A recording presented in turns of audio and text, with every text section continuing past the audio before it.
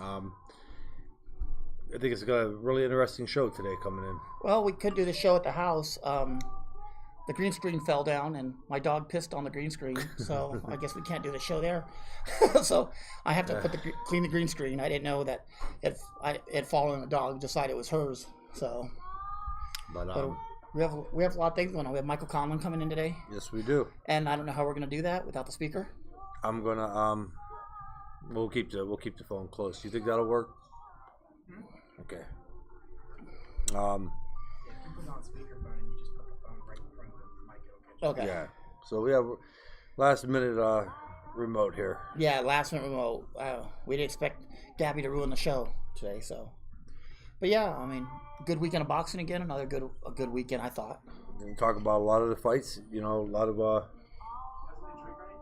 water. Water, please.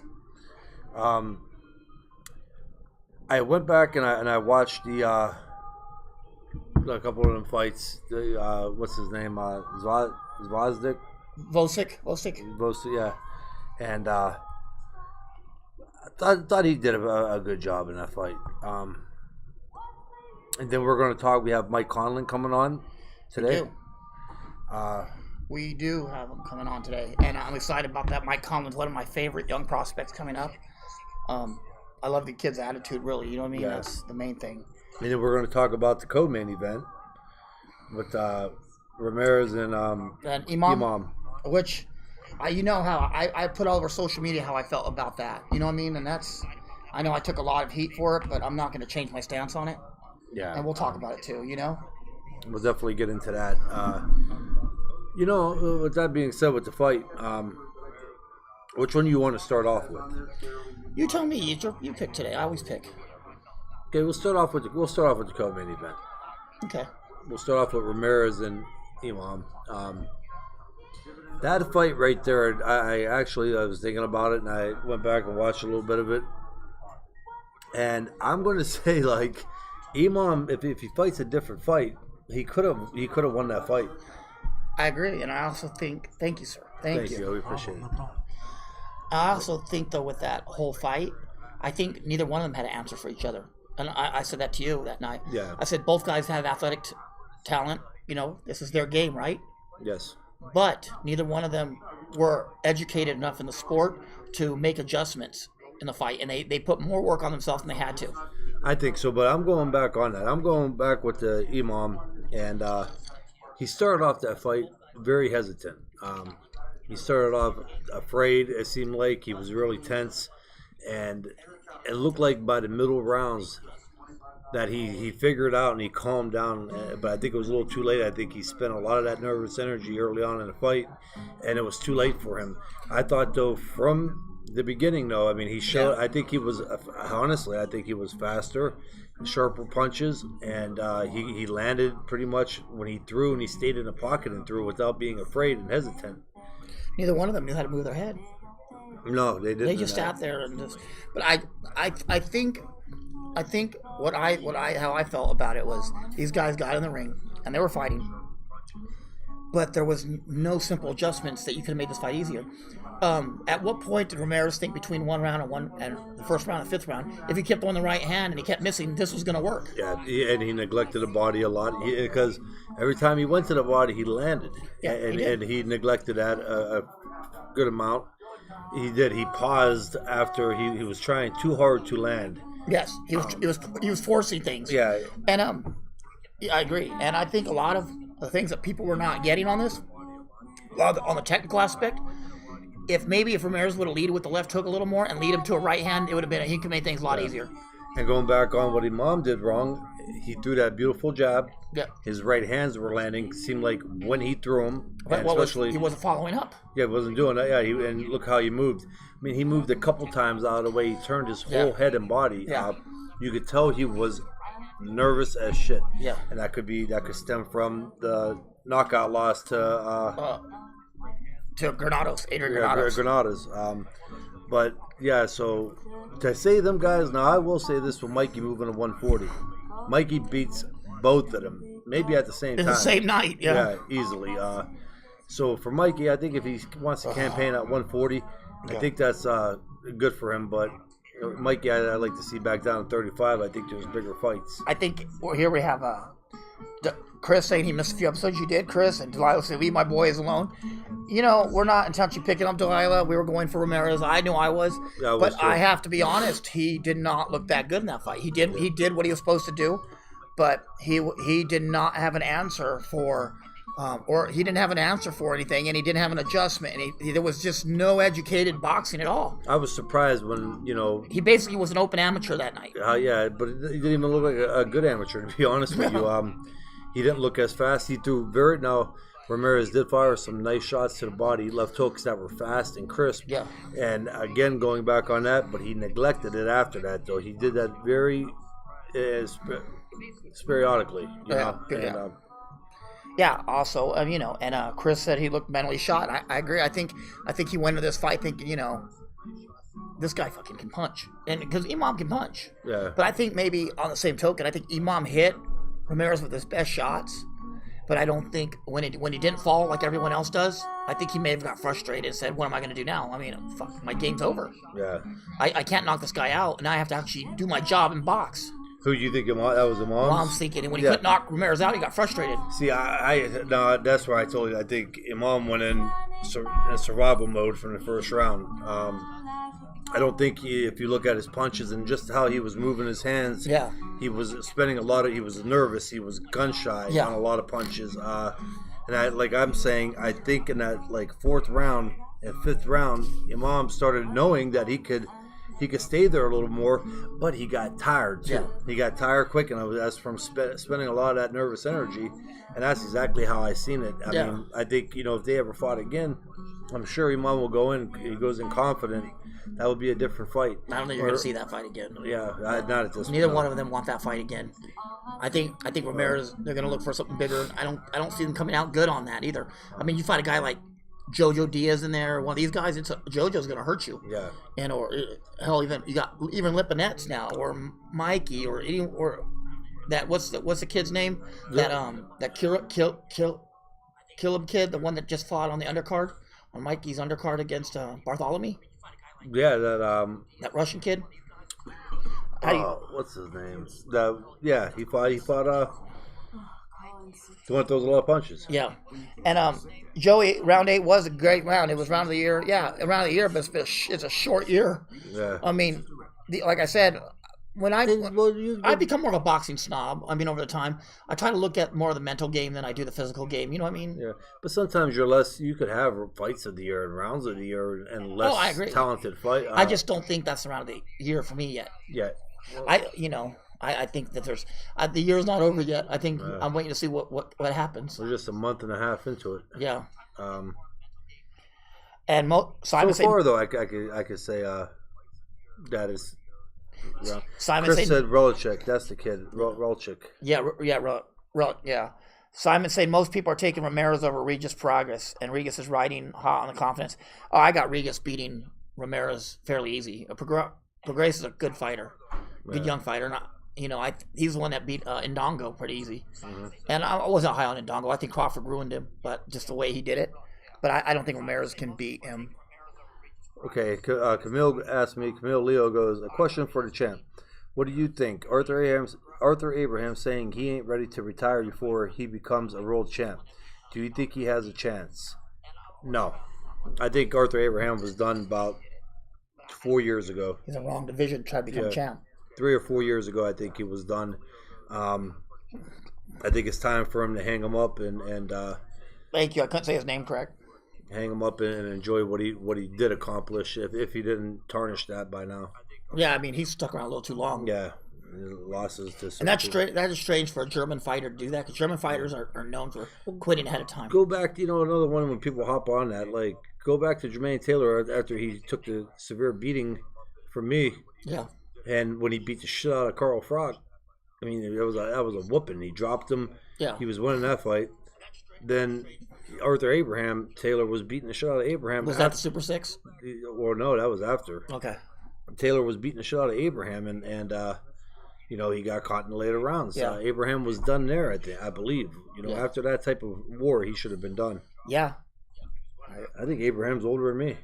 He has to be at least 37, Yeah, 38. I'm pretty sure he is. I think he was almost a year older than me. Yeah, I mean, it was a pretty nice place today. I think I want to thank Rachel's for letting us.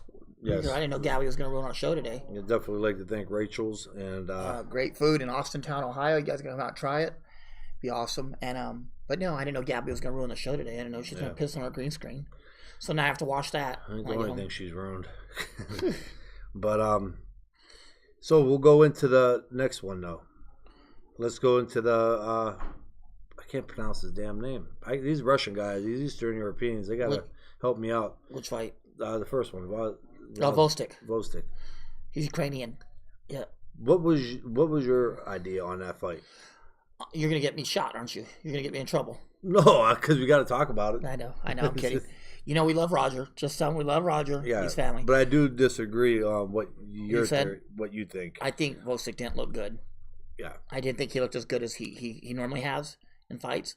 I also saw Vostok to be flat. I saw him, he was a little flat in the ring. I don't know what was going on with him that night, but he was getting hit with punches that he should never have been hit with. Okay, my take on it, I don't think he looked flat. He didn't look, I agree, he didn't look sharp as he normally does. I do agree with that, but I don't think he looked flat. That kid was a little weird how he threw punches. He was a good fighter. Yeah, it wasn't bad. And I just don't think it was an off night for him. It could have been. Because the reason why I say he didn't look that flat to me was when he had him hurt and just his movements. I mean, he was moving kind of fluent though. I'm talking about bouncing and some of his punches, like especially when he had him hurt in that was the 4th, 5th round for a little bit. He threw some nice crisp punches. The thing was this: his punches were lacking that crack that he has. Yeah. They were flat. You could even hear when they landed; they weren't the same. And for me, it took a while for him to break a sweat, which usually leads one or two things for me. So he was sick, which a lot of times you were sick coming into a fight if you can't break a sweat early, or number 2, you're overtrained. Yeah. And I don't know which one it could be, but see, no, I did get that from that. I didn't think that was. He was overtrained. Because if you come in overtrained, you're not going to be as on your feet. Like he was on his feet a little bit, and he was throwing some crisp punches. You're not going to have that one time. There's just no way a known power puncher like Vostok and a guy with 7 knockouts is doing this to you. I mean, the guy Vostok can move his head, and he wasn't. He would just sometimes that he could have been. He may have just been trained to go. His training thing may have been just to go in and knock this guy out, and that's what he was relying on, and it didn't happen. But yeah, I do agree with you. He didn't look as sharp as usual. I don't think with the names that are in that heavyweight division right now, I hope he shines better than that when it's time to step up against one of them guys. Because you mess around with Bivol like that, all them guys. You're in trouble. Kovalev looked flat in the last fight. Kovalev looked flat in the same way. Yeah. Kovalev didn't look as good as he should have. No, he didn't. But I don't know if it's indicative of what's going on. Do you know what I mean? I'm not sure. I can't speculate because I'm not there. But I'm saying is something with those two guys that are teammates. Mm-hmm. They're teammates. They're in the same camp, and they both look like shit. And he's getting heavy critique for going 12 rounds with that dude. Yes, he might. That dude was 34-5. There was no shame going. No, you get guys that are hard to take out. Chris Eddy says Vostok looked good, but not great. Yeah. Definitely not like he has in the last matches. Yeah, that's what we're saying. That's exactly what we're saying. And Christine had a good point. She said he may have peaked early before fight night. Exactly. He could have peaked a week earlier. Yeah. But again, I don't think that, what I'm saying, I could see by his body movements, it didn't look like he was Damon said Kovalev and Vostok looked the same. They really did. Yeah. No, well, I do agree on that. And then I thought Kovalev looked more flat-footed. No, he's always more flat-footed. Well, I'm just saying he's a bigger guy. more out of it. Drained than this kid did. Well, Kovalev comes into camp over 200 pounds. He comes in a lot bigger. I can tell you from experience. I've seen him come in at 225 one time. Mm-hmm. So he's gonna be drained a little more. But but for me, it's more indicative of two fighters in the same camp on the same team coming in the same way. It's indicative of a camp issue, not a fighter issue. That I don't know. I'm just throwing it out there. It's a possibility. I'm not saying that's a fact. I'm saying it's a possibility. I got a YouTube question. Okay. Edward Hagen, what are your thoughts on fighters who turn pro with limited amateur experience For example, someone who has been in and out of the gym for 10 plus years but only has 15 amateur belts. How old are they now? Yeah, I would say at that point, unless you're going to if you're going to stay amateur and fight local club shows and your local Golden Gloves, that's fine. But I would not. I would leave the hobby alone by this time. I would find something else to do. My thing is this. On that, my thing is this. There is no substitute for actual competition. None. You can be in the gym for 25 years. It is not the same as a fight. Mm-hmm. And I'll be the first to tell you that. I've sparred with. I've had the opportunity and the privilege of sparring with some world champions. There's a lot of contenders in my life, and it's not the same as actual fighting in the gym or fighting in a real fight under the lights. Two different worlds. So, I can't really comment on because I don't know your skill level. You know what I mean? Yeah. There's some guys that's never had an amateur career, a very little one that came in and made a big splashes for it. You had guys like Julio Cesar Chavez Sr., Canelo. You had guys like that, Eric Morales. But then you had other guys that had great amateur careers that came in and couldn't do shit. So I think it's depending. You know what I mean? Yeah, but with that little bit of experience, what I'm just saying is like either stick to what you're doing, and if you like boxing, stick in a gym, spar guys that you're not going to get hurt, take club amateur fights that you're not going to get hurt. Yeah. But at that point, your career's you don't have a career. Yeah. Well, did you see that too? Felix Verdejo got upset. No, I didn't. You didn't see that, did you? No. Verdejo got upset by in his last fight, he got upset in his fight. They stopped in the 10th round, and I know you didn't see it, but what would they expect from Verdejo? The guy's been in and out of the gym. He's had 2 or 3 years off. He's had problems with his diet. He got into a motorcycle accident. He's been injured, and then they bring him back with this guy who can really crack. That's on the matchmakers and promoters at a certain point to bring him back. But he was supposed to be the next big thing. He was supposed to be next Trinidad, next Cotto. Do you know what I mean? Yeah, it comes on. It's a lot of pressure to put on a kid, But I still think there's life left for Verdejo. He had a bad night. He got caught and he got beat up. I mean, it happens. But we'll see.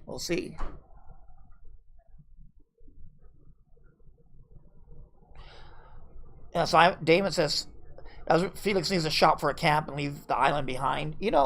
I think so. I think that doesn't hurt. When you take a beating like that, maybe you need to change some priorities.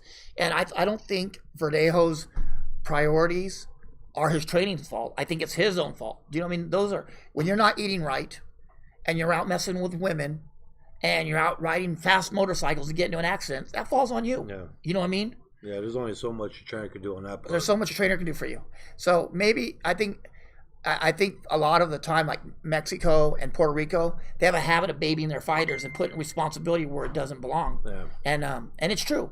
The responsibility falls on the fighter at a certain point. Mm-hmm. It does. Absolutely. Again, there's only so much you could do.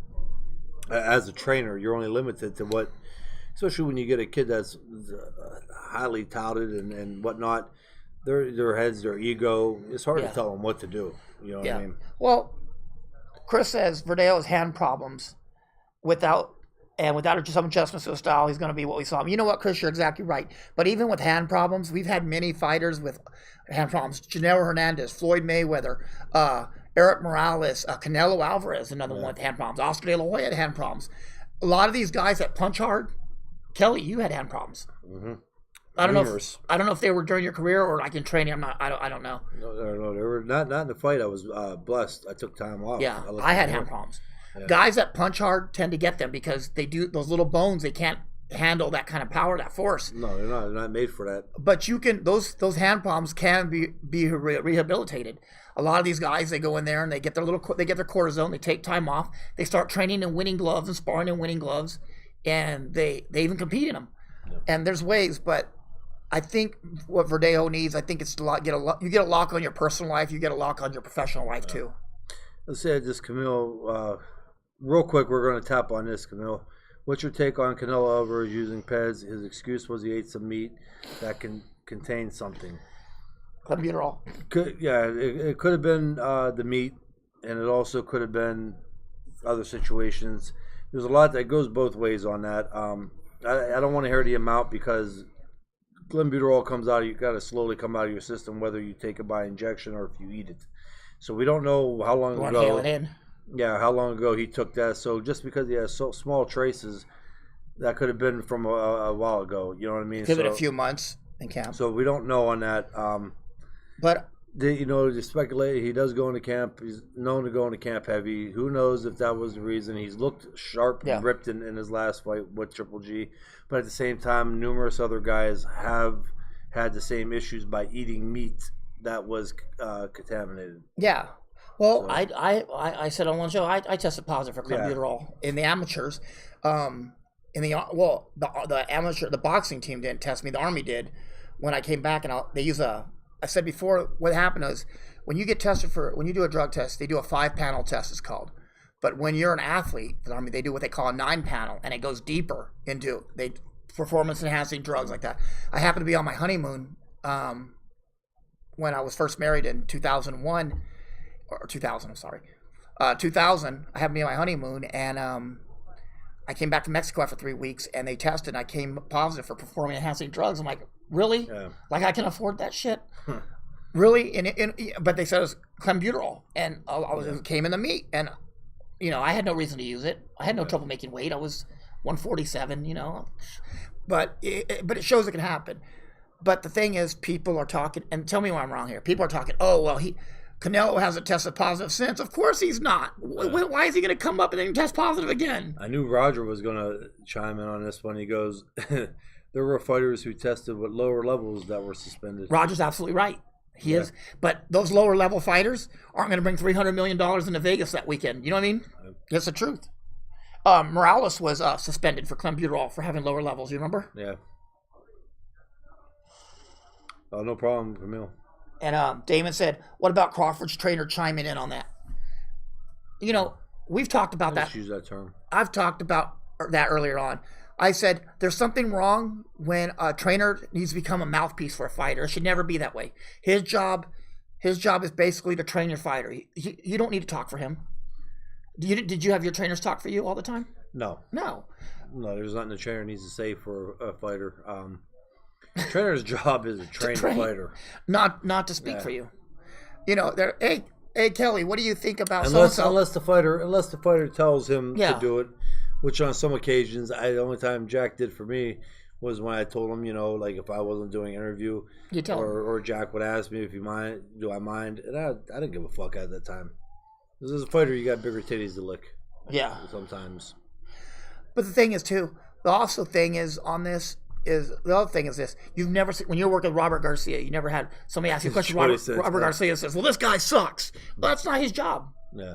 If good trainers don't usually say that either. I never heard Robert. No, he don't say that. Yeah. He goes, Joey Santana goes, Canelo doesn't eat from the corner taco truck. I have mentioned that too, though. But, we have mentioned that. But at the same time, I've made good money and I still eat wherever you're hungry and you're with your family at a restaurant. Let's be fair. His mother, he still lives at home part of the time, and his mother does his cooking. And I'm guaranteeing Mama gets her meat from the local taqueria down the street. She just doesn't go down and get organic. You know what I mean? Let's face. Come on now. Guy probably caught that at home. I'm not saying he's innocent. Don't get me wrong. I'm not saying it's too hard to. I'm just saying that there's two sides. There's three sides of the story. The truth. Yeah. His truth and then the real truth. You know what I mean? I feel for Canelo for this reason. Because just say that he is telling the truth. Nobody, win or lose, he's never kind of fucked. If he loses, it's because he was off the shit, he got busted for it, and look what happens when he's not on it. Yeah. If he wins, it's because he's on the shit. Again, do I think clenbuterol could really make you a legit fucking fighter? No. I think it could open up your lungs though and make you just a little more conditioned. Yeah, but it's not an anabolic. No, it's not. But it is a histamine, right? Yeah, but if it could help you I look at it like if it could make you lose weight, fat, and get down in camp, that is one of the biggest things about camp for boxers is losing weight, your diet, the strategy behind your diet. That is the thing.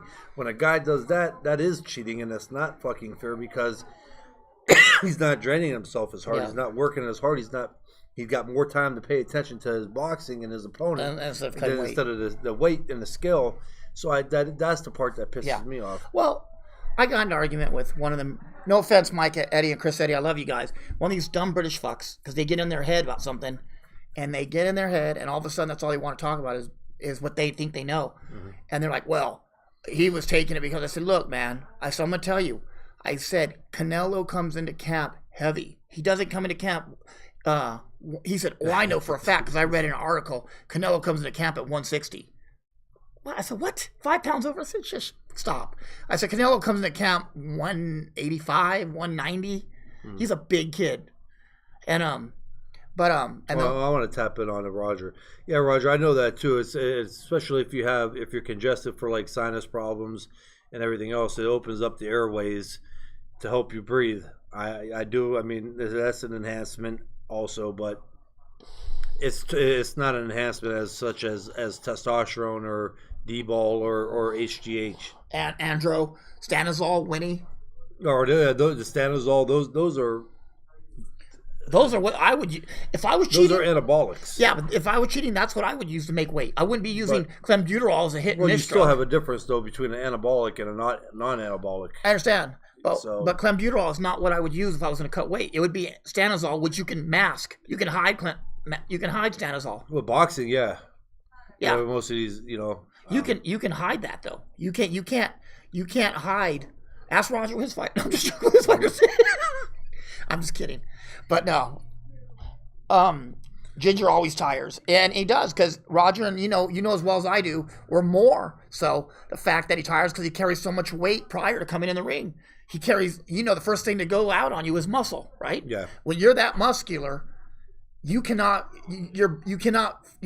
blood, it takes forever for that blood to fill those muscles, and you're going to get more tired and more tired. Muscles feed more they feed more for the oxygen. And exactly. And it causes more blood and more oxygen to feed those muscles, and when they can't, they break down quicker. So, do I know if he cheated? No. Could it lend to credence? Absolutely, yes. His body has made a huge transformation in 3 years. Honestly. Well, that's where I'm going off of. If you go back and look at the last fight with Triple G, he looked totally different than he has in any fight. I mean, he was fucking shredded. Canelo's looked in shape for his other fights, but that was a totally different look in that fight. Ricky said, "Good excuse." But I don't make excuses here. Just saying how. He said, "Camille, good excuse." Yeah, I don't know. Oh, he said, but look at his fight with GG, man. Canelo was moving all the fight for 12 rounds and was throwing punches. Really? And punches. He was? He didn't get tired. He laid against the ropes and countered off the ropes the whole night. That's why he lost the fight.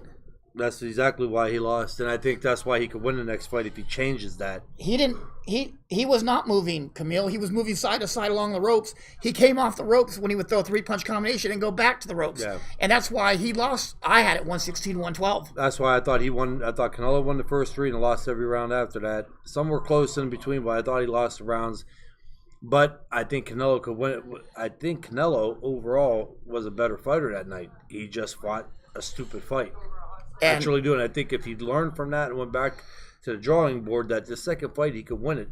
I have Canelo winning the second fight. Yeah. But also on the same token, I think Canelo maybe it might be time for Canelo to make changes in his camp as well. Yeah. I think these guys have great hearts, and I think they have great expectations, and they have. We gotta go ahead and finish. They want the best for him, but I think they can't do anything else for him. I think Canelo's reached a point where there's nothing you can do for him. You hit that point with Jack Lowe, right? There was at a point where there was nothing he could teach you anymore. Yeah. So you being Grasshopper, you had to go to another Kung Fu master, right? Mm-hmm. Time for you to leave. When you snatched the pebble from my hand. Remember that? Was that Kung Fu? Grasshopper, if you could snatch the pebble from my hand, it's time for you to leave. Back 2 hours. They're like, Kelly, if you could snatch this dollar bill from your boxing glove, it's time for you to leave. Time for you to leave. Yeah, Camille, right? He was huge. I mean, but yeah, he was. That's why I'm saying with that testing. Oh, Gina's watching. Oh. Hello. Hey, Mike, what's going on? Hey, Kelly, how's it going, man? Going good. You're on the air with Kelly Pavlik and James Dominguez and the Punchline. Good stuff. Turn it. Yeah. We're trying to get you all set up here. For those of us who don't know today, we have Olympic bronze medalist, should have been a gold medalist, and also big fight prospect and future world champion Mike Conlan from Ireland on the show. How's it going, Mike? Hey guys, how's it going? Going good, man. Going good. How you feeling after that fight? You shouldn't be sore. Good. You know, yeah, it's been good. No marks, no bruises, so you know it's all good. Oh, that was a good showing, man. I know from my aspect of it, you went in and did what you were supposed to do, and you did it the right way, and nobody could take that away. You know, that's the thing. You just got to go in and do your own thing. Yeah, you know, there's one thing going in and looking bad, but you know, you've looked really sharp in your last couple of fights. You know, now I got a question: are you Orthodox or Southpaw? I'm originally an Orthodox fighter, but I feel a lot more comfortable as a Southpaw. Yeah. I thought so because the way your hands move, you're powerful with either hand. That we were asking about that. I said, what hand do you think he really is? Yeah. Yeah, well, I always from the amateurs, I've always been twitch hitting and stuff. So you know, it was always just a part of my style. So once I went pro, I found it as a very useful tool because when people are coming forward, I feel as a southpaw, I can walk them on the shots a lot easier than I can when I'm orthodox. Well, I want to tell you personally what a big fan I was of yours at the Olympic Games. You stood up to the Olympic Committee, and it was the most amazing thing I ever saw. You did something that every other fighter in history has wanted to do to the Olympic Committee, so I just wanted to thank you for that. Thank you. Yeah. Thank you. I really appreciate that. You know, that's something that, you know, I look back on now and I feel, you know, it's probably one of the best things I'll ever do in my life. Yeah, giving the Olympic Committee the bird was something that we're proud of you for. You know what I mean? That's something that should have been done a long time ago. Yeah, it's something that should have been done a long time ago. You flipping off the Olympic Committee. We still thank you for that. Thanks, Kate. Yeah. So, Mike, what do you think? What do you think right now? What's your big goals? What are you looking at? Is there any certain fights out there that's interesting you right now? You know, at the minute I'm focused on myself, and I just want to keep improving as a fighter. But you know, I recently heard now that Top Rank have just signed the guy who actually brought me in the Olympics, the Russian fighter. So, you know, if I can get matched with him as soon as possible, I'll be happy. You know, if I fight him in my pro career and I beat the shit at him like I beat the shit at him at the Olympic Games, you know, I'll be very happy. Yeah. I wanted to say something. We had somebody watching the show that said, "Don't talk about the Olympic thing. It's played out." Let me tell you something, William. Go fuck yourself. We talk about whatever we want on this show. Yeah, the show's unscripted. Well, no, somebody said, "Don't talk about the Olympic thing." They said, "Don't talk about the Olympic thing. We talk about whatever we want." Well, I don't focus on the Olympic thing myself, but now I just know that the Top Rank has signed that Russian fighter who I boxed at the Olympic Games, and he got the decision. So, you know, that's you asked me who I want to fight next, or who's the fight I want very soon. He is the main fight, and the only fight I want now. Yeah. Oh yeah. You know, a fight that I would love to see you in is Shakur. I would love that fight. Yeah. And I said it before. We talked about on the show about 3 episodes that you would have beat Shakur. Yeah. I just think We talked about that actually at your fight on the. we did. I want that one too, but the first off, before we get near that, I want to get my revenge on that Russian, and that's it. But Shakur is definitely in my taste, and he's someone who I'll fight. Well, I hope he fits sooner rather than later. Now, do you think that rematch with that Russian, you think that's more fit for your pro style? Yeah, definitely. You know, listen, the guy didn't make it to the semi-final after he fought me. He went to the hospital and he pulled out of his next fight. You know, so he basically he didn't even fight to try to get the gold medal. He got his medal and pulled out and run. So that's the fight I want now, and I want to get the revenge on him. Yeah. I feel his style is made for me, and especially in the pros, because he's coming forward when I'm hitting him with 10-inch gloves on, big spongy gloves. Once I hit him with the 8-inch gloves on, it's game over. Yeah. You hit it with those Reyes, it's a good night. Yeah, definitely. You got any questions on there? Yeah, that William Klitcher guy, he's saying, quit talking about the Olympics, look forward and ask him about fighting Carl Frampton. So, yeah, you want him to fight 5-0, he's ready to fight Carl Frampton now. Yeah. Come on, man. But no. Hey, Mike, we get some characters on here. We're talking with an ex-Olympian, and of course we're going to bring up the Olympics because not too many people can make it, that far in amateur boxing. But he wants to talk to you after only a handful of fights about fighting certain fighters out there like Frampton. You know what I think, Mike? I think you should move up to 135, and I want you to fight Mikey Garcia next too. Yeah. And then after that, we'll go up to 160 and fight the winner of Canelo and Triple G. And then move up and fight Wilder. What do you think? I think Wilder and Conlan, that would sell out. Yeah, so going on that now, that gives me another question to ask you, Mike. I know what I've went through and still what I go through sometimes with boxing. How do you deal with some of the fans or some of the social media feed or anything like that? Do you buy into it a little bit, or do you just try to ignore it as much as you can? What's that, the beef? Well, just shit talker? Yeah, shit talker, or just some of the stupid questions and stupid comments. You know what I mean? Like some of the things that you get. How do you handle that? Do you buy into it a little bit and pay attention, or do you kind of try to just bypass that and focus on your career? Yeah, well, I listen. I'm human, so I obviously see it, and you obviously read it. No human just bypasses it, and that's the truth, because everybody in life is always kind of seeking to find what other people's opinions of them are, and I think everybody does see it, but I don't give it much attention. If I see it and if I don't like it, I throw it away. I don't hold on to it. I don't take it in and absorb it in my brain and let it linger there. If it's negative, I just turn away from it and turn a blind eye to it and move on and be happy, and that's how I handle that stuff. What people say is whether it's good or whether it's bad is irrelevant at the same time. Either if it's good and if it's bad, they're both the same, because if I don't pay the same attention to the love you get, and you don't pay attention to the bad you get, it's not going to affect you. If you pay attention to one or the other, they both will affect you. Well, I think this guy has the greatest fucking accent on the planet, dude. Yeah, well, you have the greatest accent on the planet, Mike. We love it. Yeah, you're gonna teach me that sometime too, Mike. you gotta sit down and go over our linguistics. Yeah, I could just imagine going around just starting to talk Irish, speaking with Irish accent. Yeah.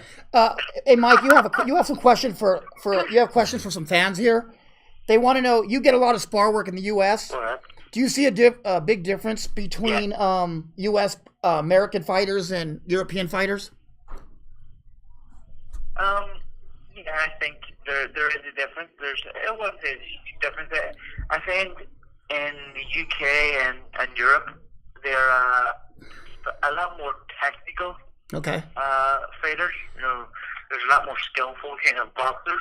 Yes. But in the US, I find them, well, I was based in Southern California, so I was training with a lot of Mexican players and stuff, and it was kind of let's go to war most days, and there wasn't really any thought behind the tactics in sparring or anything like that, or working on stuff. It was just let's go in and get these hard rounds in and do some hard work.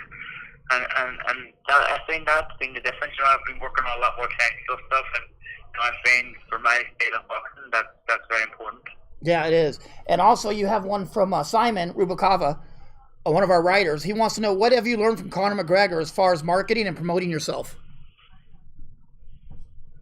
Yeah, well, what I've learned from Conor McGregor is, you just got to be yourself, and he is himself.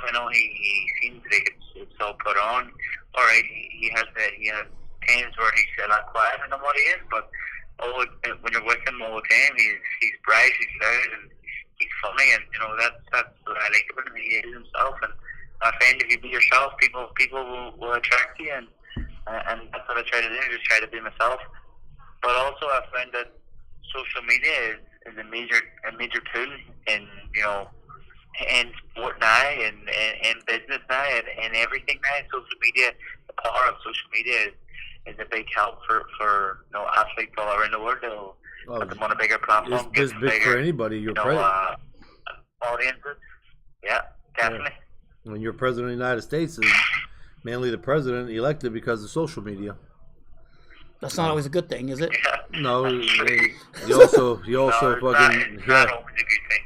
Yeah, he's ruining it now too. He's under too much, I believe. So social media is the death of everybody. I think at a certain point. I mean, there's just too much you can say. Yeah, but I see, Mike. I got lucky, man. My shining time was a little bit before social media. So, they were still fighting with leather gloves in the taverns. Yeah, they were saying toe the line. Yeah.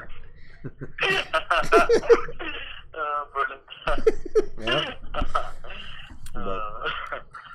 Yeah, I mean, I just want to tell you, Mike, what an honor it is to have you on, and what an amazing thing for you to come on to a show. And we're a young show. We've only been on for about a year, and I just wanted to thank you personally for coming on. It means a lot to us. Yeah, Mike, and I like to stay in touch with you too, buddy. And go ahead. Yeah, it's an honor to be on. Listen, I've been a fan of Kelly Padley. I've been a fan of the actual show. I've been the show for the last way, and I've been a fan of you, Kelly, for a long time. What you've done for boxing, and where you're from was unbelievable, and the fan base you have was unbelievable, and that's something I would love to replicate, and grow on myself, and kind of get the love and support from my home crowd as you did yours. Yeah, I appreciate it, and it was an honor to have you on, Mike, and we'd love to get you on too. I know you're busy, and I really hate bothering guys when they're in training camp, but if we could sneak one in, we won't keep you on long when your next fight comes up or when they announce it, if you don't mind, if we get you back on. So. No problem at all. All right, buddy. Well, hey, man, go enjoy this and take a couple of days off, and we'll be excited to hear from you again. We'll be rooting for you. Speak soon, boys. All right, Mike. Thank you. Thank you. Thank you. Cheers. Bye. Bye. No. So I think this William guy here, he just wants to talk shit. He's on here talking shit about everybody, saying that we need translators too, stuff like that. So, like I said, look, guys, when we bring people on the show, I know it's not to everybody's liking, and I know sometimes the guests, whatever the case may be, but whoever we bring on, they deserve respect. You know what I mean? These guys are fighters, and the worst thing in the world is for a guy to bring down a fighter that's never done it or can't do it himself, and saying that fight Frampton. Frampton's had over 30-something fights. This kid has 5 fights, and he said, well, he has experience. There's a big difference between amateur and pro experience. And Carl, listen, when you make it to the Olympics, you got guys that are 40-0 or 30-0 that people are going to talk to them about their Olympic experience, because very few people make the Olympics, and that's the elite of boxing, along with being a world champion, is being a medalist or just being a contender in the Olympics. So William says guys like him pay the fighter salaries. I don't think that they're counting on your $50 for pay-per-view or your $75 to get into a shitty local fight is paying their salaries. I think they'll be fine without you, William. Yeah. You can go play in traffic, cocksucker. What he said. Well, I'm gonna text Mike right now, or no. Like I said, we do the show, and then there's always got to be somebody that just a dick. I mean, I think he came on here because he's sexually frustrated and miserable, wants to talk some shit. But hey, if you want to do a roast, that's my game. Definitely, I can donate a whole hour of the show to, or just don't make your life hell. Yeah, or just don't come on the show. We're here respecting fighters and wanting to know the whole story. If you don't like it, listen. We got plenty of other things going on. We can sit here and talk boxing for one person to listen. It don't matter to us. So yeah, and like I said, we have other people on the show that love to hear the boxing, and we love to talk to them about boxing. So as long as they're here, we'll talk. If not, we'll talk to each other about boxing. And William, don't throw insults out there, buddy. You don't want to go that route. Well, it's guys like me who make ones that, well, you don't need to listen to the show. We can make it 16 right now. Yeah. Hey, Amy, can you block this idiot? Or somebody that has an admin. What's William's name? William Clit. William Clit. It's Klitcher. Yeah. It's William Klitcher. Klitcher. Fucking cunt. Oh, shit. Okay, is that with a K or a C, bro? Yeah, block Clit. K or a C for his name? It's with a C, C-L-I-C-H-E-R. I Thanks, guess Camille. it's William Klitcher. He must have his mother's name. Fucking cunt. But no, going on that with Mike Conlan, yeah, you know, that's another thing. That's why I No asked one's him. even answering your questions, William, because you've already done ruin that. You've done ruin any respect that we had for you when we were going to answer your question. Yeah. And I think it's below I think it's below Kelly, and it's not below me because I'm nobody, but it's below Kelly to even answer your question. Yeah, we're going to move on from that. Going back on with Mike Conlan. Fucking Damon. Damon said, James, I heard my Donnie used to drive a minivan. Absolutely true. Fact. I did too. You told me that, actually. Yeah, you guys want to hear the story of Marcos Maidana driving the ugliest car in history? Go ahead, tell us. Whether they say no or not, they're going to listen to the story anyway, right? So, what's going on was we were in camp at Robert Garcia's for Maidana and Floyd won. And we were in camp, and Brandon Rios pulls in, right? And he has this beautiful $200,000 Audi. You know, that racing Audi, really nice. Mm-hmm. Mikey pulls in. He's in that red Viper he had, right? Or it might have been the Challenger, one of the two, but it was a nice car. And then Robert pulls in the Mercedes, and you know, you get the camp. The rest of them, they're pointing. The Mexican and Russian is pulling in with this brand new Mustang Saline. All of a sudden, we're going to the gym and we hear, like, what the fuck is that? We go outside, we see the ugliest 1980-something dark candy apple red minivan sitting outside, right, with smoke coming out of it. First thing, Brandon says, that motherfucker better not park next to me. And I wonder who's getting out of it. At the back seat, you see that door slide open and you see Marcos Maidana get out there with his bag. Like, cheap motherfucker. He's humble. The next day, they're back at training. We hear that again. It's not the minivan. Now it's a 1971 Volkswagen bus. Just hanging by a thread. Yeah, it keeps him hungry. Oh, William's calling Alicia whore now. That's nice. Yeah, just let him go. Don't even let him go. It's all right. William Clit. It's okay. Yeah, but you know, that's why I asked the question to Colin about that. You know, like, how do you deal with that? Or those William better hope you don't leave social media open tonight, because I think we're gonna put a hit on him. Like, everybody's gonna call your house for the next 3 or 4 days. Bro, he's open in public. Pull his social media up. I got him. All right, and we'll. From the brand, he says he's selfie. All right, pull his social media up, and then we'll share that with everybody on the show.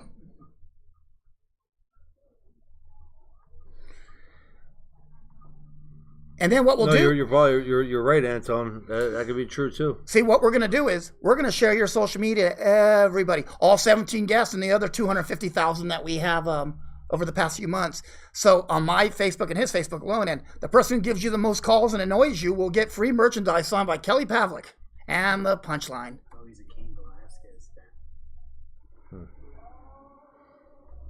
Anyway, yeah, let's move on. Back on it, but that's why I was asking Colin, because you get people like that. Well, yeah, and it's not that we had a problem with it, but he's just being a dick for no reason. All right, Anton asked a good question. Interested to know how you guys seen the Pac versus Horn fight. I had it close. I had Pac winning 15-13. I did too. I you know, right around there, maybe 116, 112 for Pac. Sue me, William. But you know, the thing with that, Anton, Pac didn't fight. He looked like he should have retired. Like he should have retired a couple of fights before that. He don't look like the Pacquiao. I believe Pacquiao 4 or 5 years ago wins that fight handily. Taking nothing away from Horn. Horn looked big. He looked strong. He looks like a big 147. And we'll see how this fight, well, whenever it does happen. I think they postponed it with him and Crawford, but no, but I still thought Pacquiao won that fight. Yeah, I did too, and I thought Horn had a good show at himself. I think maybe Pacquiao did enough a little late, and maybe he showed his age in that fight. Yeah. On the same token, I don't think Crawford's gonna push. I don't think Crawford's gonna have any problems with Horn. No, I don't either. Or shouldn't. Kenny Dutton, I watch the show every Tuesday at 11 from Naples, Italy, guys. Love it. Fuck Williams, pussy ass. That's awesome. Thank you, Kenny. Kenny's a good friend of mine from childhood. Kenny Dutton's a great dude. Thank you, Kenny. Let's answer Daniel Perros. How do you guys feel about the Vargas-Broner fight coming up? I got Vargas winning that fight just because he's a bigger man. And I really was going over that, and I truly think that I think Vargas could win that fight. I think he does. I think it's going to be closer than what people think. Broner's still Broner, but... And that's why I have him losing. Yeah, well... No. True point. No, but no. When Broner and Figueroa was announced, I had Broner winning that fight. I thought Broner's a better fighter over Figueroa. Yeah. But when they announced Vargas, that's a whole different breed of cat. You know what I mean? I think Vargas is just a big guy, if he fights that way, if he uses all his attributes, I think that he wins that fight against Broner. Antoine, you said you had a 7-5 for Horn. I can't argue with that. I mean, either way, you can see that people can see that fight either way. It depends what you were looking at that night. You know what I mean? That goes as far as the first Canelo Ward fight and Kovalev. Kovalev, what were you looking at? You know? That goes as far as same with Danny Jacobs and Triple G. It's one of the fights where it is that close, depending how you score and how you like it. So no, dude, you're not wrong. You're not wrong at all. Absolutely, that's a respectable score, and it's an honest score. You didn't come out and say Horn won every round, and I'd be like, oh, well, I don't know, guy. Yeah, but 7-5 for Horn, that's possible. It's not out of the question. Broner has a new trainer. Do you think it'll make a difference? I think it can make a little difference, but I think everything falls on Broner for him. Broner has all the talent in the world. He has the talent of a superstar fighter. It's what goes on between the ears is what bothers me. He was on a radio show. Did you see that the other day? With some old rapper from New York, and these guys were treating him like shit. I was like, oh my God, why would you stay on a show where these guys just demean you like this? Do you know what I mean? Who knows anymore with him? It's one of those situations where you don't... Let's not worry about what Broner has left in a tank as far as physically. No. Jimmy Flowers asked a good question. He said, Jesse Vargas is walking around with a bodyguard everywhere now. Do you guys think he's that kind of celebrity that needs a bodyguard? He lives in L.A. He lives in L.A., and there's a lot of people out there that pull at you and things like that. They're a big fight community, and a lot of these guys don't get rest. They really don't. I feel sorry for Mikey's phone. Yeah. As far as a bodyguard, I mean, unless you're really going out and about, I don't think you really need one. But again, I'm not from California. I'm not from his neighborhood, and I don't know exactly. You know how Youngstown is, though, too. When you were a champion, you were getting pulled different directions too. Exactly. Could you imagine 9 million more? Yeah, I wouldn't have had a bodyguard. I just have other people around me, but yeah, that's his own personal. What? Oh boy! Listen, Hornet's deceptive head movement, and he does, and I think it was just an experience that caught up with him. Broner has never been stopped, and I don't believe he will get stopped this time. I just think that Vargas is the better fighter. That's what I'm thinking. I was pulling for Broner at the beginning. Now I am leaning towards Vargas. Anton, if you're in LA, you better have security. I was out in California. I wasn't in LA, but you were in Oxnard. Yeah, but I mean, I see your point. Again, that's not, when you're not from a hood or wherever you're not from that area, it's always is different. Yeah, absolutely. Again, I don't know his situation. I'm saying, like, if he's the type guy in between fights, he goes to nightclubs or something like that, I would say, yeah, I'd probably take a bodyguard. But if you're just talking about, like, going to a local grocery store or going to get gas and shit like that, I don't think so for a fight with Broner. Then again, California is a big boxing state, and Los Angeles is a big boxing state. I think it's the potential of being robbed and things like that, too. It happened to Parker. Not Parker. What's the kid's name? The heavyweight champion got robbed right after he won the title out there. Yeah, so yeah, you're going to be more. The notoriety is bigger in California because that area, because it's a bigger boxing group of people too. It's Vargas' fault for wearing $2,000 shoes. Do you remember when we were at the fight? He was wearing $2,000 gold shoes. But I hope he keeps winning. You want to dress like Michael Johnson out there? That's what you get. Yep. Hey, Alicia said, as known as the clit.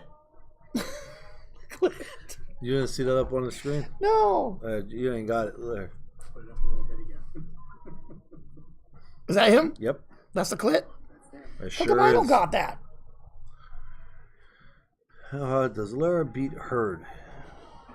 Is he the last Cuban standing? Yes, I absolutely believe Lara beats Hurd.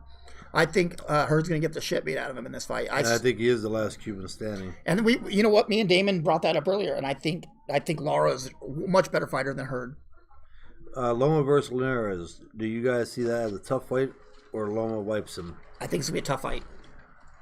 I can't call that one because Lomachenko just does things. I thought that Rigondeaux was going to be a good fight for a period of time, and after what he did to a guy like Rigondeaux, and again, I don't want to hear people say, "Well, Rigondeaux was old, this, that," because most of the people were not saying that before the fight. No, and you can't take that away from Lomachenko. So I don't know. I mean, on paper, it looks like it's going to be a good one, but I don't think Linares is going to quit like Rigondeaux. I don't think he'll quit. I think you're going to get a fight up. I have no doubt that Lomachenko is going to win the fight. I just don't know how dominating it's going to be. I think he's going to win pretty handily, but I think you're going to get a fight out of Linares. I think you're going to get something he hasn't really experienced much of yet. Yep. Tucker, listen. No. We tried having fun with that, and man, that was just he calling me at 3 a.m, 4 times, 5 times. I don't even want to go back over that, bro. Yeah, right. It says Billy has a Gervonta. Because I was joking around with him, but now, man, it got me to the point where I see why everybody beats the shit out of him. Yeah, I truly do. It's true. And it said Gervonta Davis versus Cuellar. Who do you got? I got Gervonta. I know Cuellar. I like Cuellar, and he does hit hard. But Abner pretty much put it on him pretty bad. And I'm thinking, Gervonta may be just as good boxer as Abner, so I think it's a little bit of the same thing. He may even hit harder than Abner Mares. So I think Planet of the Apes is going to get hurt. Yeah, I call him that because Brandon used to call Cuellar Planet of the Apes because he looked like a fucking ape from the movie. Jimmy Flowers asked a good question. Kelly, before the Edison Miranda fight, did you feel your promoter truly believed in you? I heard a story at Top Rank threw you in expecting you to lose, but you took things to your own hands. Made them lots of money after. Yeah, made them. You know what, Jimmy? Who knows with that as far as promoters and what goes on? That possibly could be true and pinpoint, but same time, I was at a great record of knockout power, and I was number one mandatory, and that was who was in front of me as number one mandatory to fight. So I think Top Rank had no choice. Their goal was I was already pro over 7 years, so it was time to make that move. A lot of guys made that move a lot earlier in their career than I did, and they put me in there, and then I did what I did. So, but it could have been. But if I was a betting man, I wouldn't say that was the reason. Due to the fact that I was the number one mandatory, they mentioned it on HBO after the Zartucci fight, and that was the guy who I had to fight. Jeff asked, who was the last undisputed heavyweight champ in Showtime's opinion? With Mike Tyson. I thought Lennox Lewis was the last undisputed heavyweight champ. Yeah, that would have been. Lennox Lewis had all the belts. Mm-hmm. So I would say Lennox. And Simon just said they forgot Lennox. I beat you to it, Simon. Yep. But they're not going to mention Lennox Lewis because he works for HBO. Of course Showtime's not going to mention him. Do you know what I mean? Yeah. They act like Lennox Lewis doesn't even exist. I don't think Showtime's brought up Roy Jones in quite a few years either, Nobody. If you work for HBO, you're dead. You're dead to them. Antone said, you ruined one of my favorite fighters at the time. Taylor, you were a savage, bro. No, cocaine ruined Taylor. Kelly just put the finishing touches on it. Tank Davis and Broner on camp together. Broner's looking good and focused. Tank is a beast. I agree. I like Tank, and my issue with that is maybe they're not the best pair to have together as friends. You know what I mean? Yeah, we'll see how that unfolds. I'd want a more stable friend, right? See how that one unfolds. Hey, Broner, let's go shoot up Winchell's. Broner be like, no, let's go rob a guy at a bowling alley. Let's go rob or let's knock somebody out in the strip just for giggles. Yeah. Let's go grab girls' cooters. Let's go grab a girl's cooter at the mall and throw $10,000 bills at her. It counts as training. You're working on the uppercut or the rabbit punch. Joey said, hopefully Broner doesn't rub off on Tank Davis. I didn't know so either, Anton. Bro, at least not at that point. The only thing that's going to rub off on Tank Davis's face are those nasty-ass strippers Broner messes with. That's all. But Don King and Aram sitting together was hilarious. That was priceless. Did you see the look on their faces when they had to sit together? Don King and Bob Aram? I see, you know what? I caught the tail end of that. Bro, it looked like two old-ass nursing home men angry at each other. 80s, what are they, 86 and 90. 84? 90. Don's in his 90s. He was just mad. I thought I seen 86. Maybe Bob's 86. Bob's 86. Okay. Everyone is on cocaine at some point. No. No. It said William the Klitcher is banned. Oh, that's too bad. Okay, John goes, why is Devin Haney not getting any promotion with guys like Shakur, Conlan, and Ryan Garcia? Are getting so much shine. I think Haney might be the best out of all of them. Haney didn't look that great in his last fight. Haney didn't look all that great in his last fight. And I think, and boxing's more of a sport as what have you done for me lately? You know what I mean? It is. And if you're as not good as your last fight. If you're not performing, and I'm not arguing with you at all, John. I think that Devin Haney might be as good as these other guys, but I really do think that people are going to go off his last fight, you know? And Ryan Garcia, guys like Shakur and Ryan Garcia and Virgil Ortiz, they're hurting motherfuckers. They're hurting people. They're not just they're going in like there's a thing when you're at that level, okay, you're a prospect. You go in and you beat a guy that you're supposed to beat. That's good and all, but promoters and networks and everything, they want to see you go in and destroy these guys. Yeah. And that's what these young talents are doing, and that's why their names. Delilah brought up a good point. Haney is not an Olympian. Shakur is. Yeah. I mean, that carries a lot. That carries a lot of weight. Conlan, Olympian. Virgil Ortiz, 14 national champions. If it didn't, they would just do away with Olympic boxing and just have your regular club shows and regionals. What's Virgil? 14 national championships? Come on, man. This is crazy. Like, these guys are amazing. And you know, a lot of it is, a lot of things to Haney's credit, he fights in small promotions, bro. Like, he'll do a fight with Heyman, or he'll do a fight with Top Rank, whatever, and then he'll go do big top Pee-wee promotions in Botry Bayou, Louisiana. Do you know what I mean? So that hurts you. And if you're not getting picked by one of these promoters, there's a reason also. But I mean, that hurts you too, is when you're working with these small time promoters and running back and forth. I understand you're trying to get paid and get fights, but when you're doing that, you're not making money. No. It's better sometimes to sit out and wait for a bigger money, and then instead of taking a bunch of little pieces. You know what I mean? But again, how promoters work at this stage with all these guys around in the same weight class, they will, if you're good enough, and these promoters know what they're looking at. If you were good enough, you would be signed by them, and they will put you in there because there's so much money to be made at that point. Yeah. Do you know anything about the guy Ryan Garcia is fighting? Daniel, no. We had Ryan on a couple weeks ago, and I don't know the guy. But I really don't think Ryan's going to have too much of a hard time. And Delilah's right. Devin's not from Southern California like Ryan. Those kids in Southern California get a little more shine because where they're at. Anton made another one. You got Wilder doesn't seem to have the push behind him as Anthony Joshua does. Could that be due to self-promoting? I don't see that. I think right now, how much more promoting? There's two top guys at the weight class. Joshua and Wilder. And Wilder. So I mean, I don't know as far as promoting now on that. Once you're at that stage, Wilder's doing. He's pretty well known. So that's all they're talking about is him and Joshua. They said Wilder. They held a picture of Wilder up. I saw that they held a picture of Wilder up, and he is the most well-known active fighter right now with Wilder because of the TV show he's doing that reality show, and he's always there. Heavyweight. Okay, because the people in boxing know him, and the boxing diehards still want to see heavyweight division be back to what it was, and then the heavyweight division still crosses over to mainstream more than any other weight class. It's true. Also. So and it's true. And it's true. Stephen Casper, our homie in New York, So just getting in, guys. What do you guys think of Kovalev Marcus? I got Kovalev over Marcus Brown. I like Marcus. Marcus was a very good amateur, very good Olympian. Nice kid. Nice cut, but I just think Kovalev's still very fucking relevant right and he's now. He is a monster. I mean, no matter what I said about his last fight, maybe him not looking as good as I would like him to, it doesn't take away of what Kovalev is. And he won, and he stopped the guy. A champion. Yeah, and that's all you got to hear about that. I mean, he's been in there, so definitely Kovalev. Well, you know, Haney is promoting himself. Haney, most fighters nowadays, you have to kind of promote yourself a little bit. That's what YouTube's for, and all these other outlets. They're all doing that.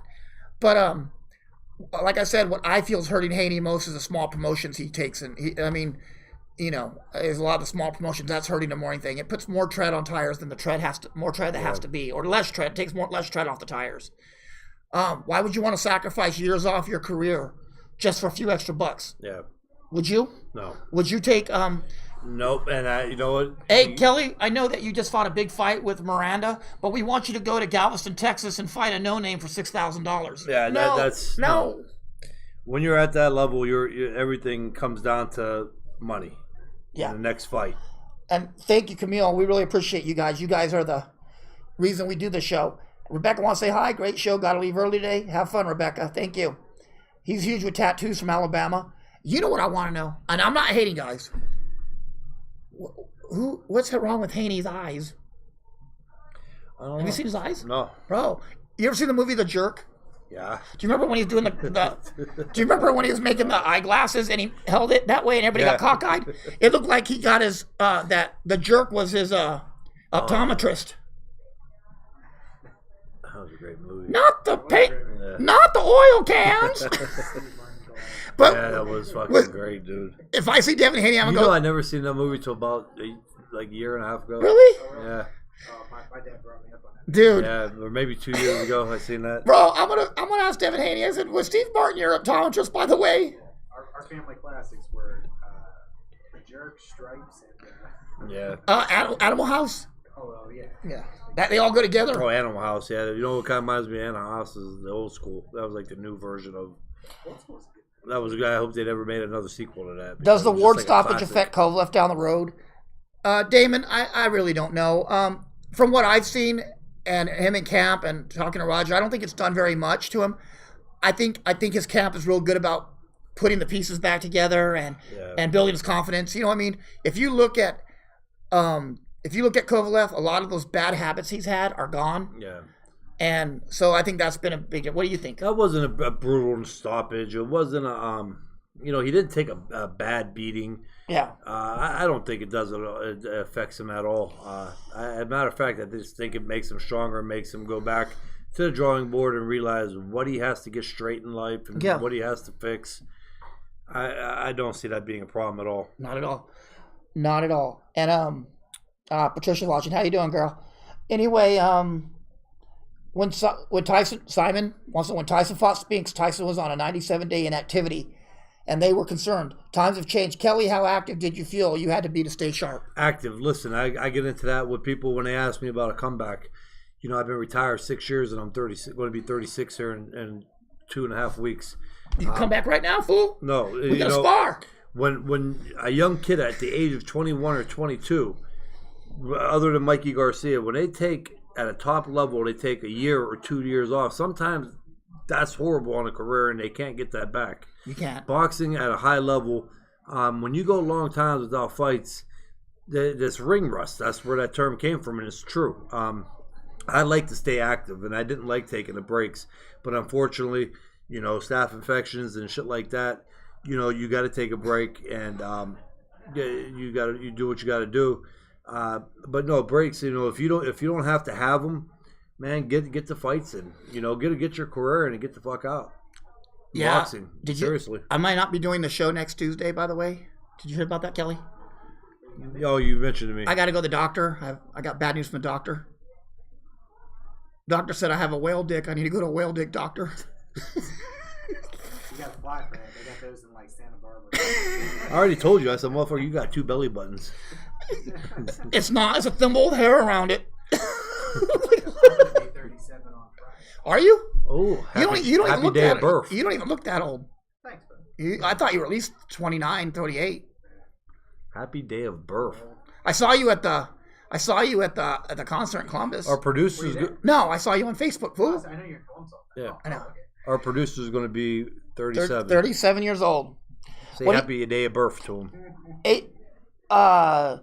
John wants to know, what do you guys think about Ramirez of Prograis? I got Prograis winning. I don't know what Kelly has, but I think I saw how limited Ramirez was on his adapting and changing things up, and I think Prograis is the better fighter in that.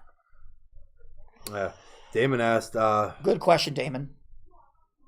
with Bivol coming up, where did Better Beef go? Beat her off. Beat her beef. Beat Beat her off. Where'd he go? He's just biding his time. I don't think Beateroff's a better fighter. I think Bivol's the cream of the crop in that division. I said, I think, but I also said, I do and I Volstick don't. is too. Yeah, I do and I don't. I think Bivol beats Volstick after that performance. I think Better Beef is good too. Again, you still got Kovalev. Yeah. Yeah, you got Badu Jack coming into that weight right now. And Badu is looking good. He's looking better and better. And I think that all that had to do with changing teams and getting confident. And I think you'll see these guys, these Eastern Europeans, I think you'll see them fight each other too. we met Badu, right? In Yes, New York. in Vegas. You ain't gonna tell me he was 168 ever. No. That dude was big, wasn't he? He was as big as He you. looked like a cruiserweight. He was as big as you. 190. Volstick looked bad this week. You know, John, I thought so too.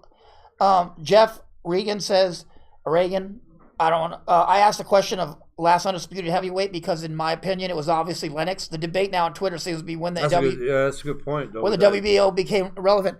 You know, I always have the WBO fourth in my relevancy. Yeah. It's always been, and I think at a certain point the WBO became more relevant over places like the WBA. Yeah, I mean, you have the WBA making 30 titles each weight class when the WBO is still not doing that. yeah. It was the four now: WBO, WBA, WC, IBF. Yep.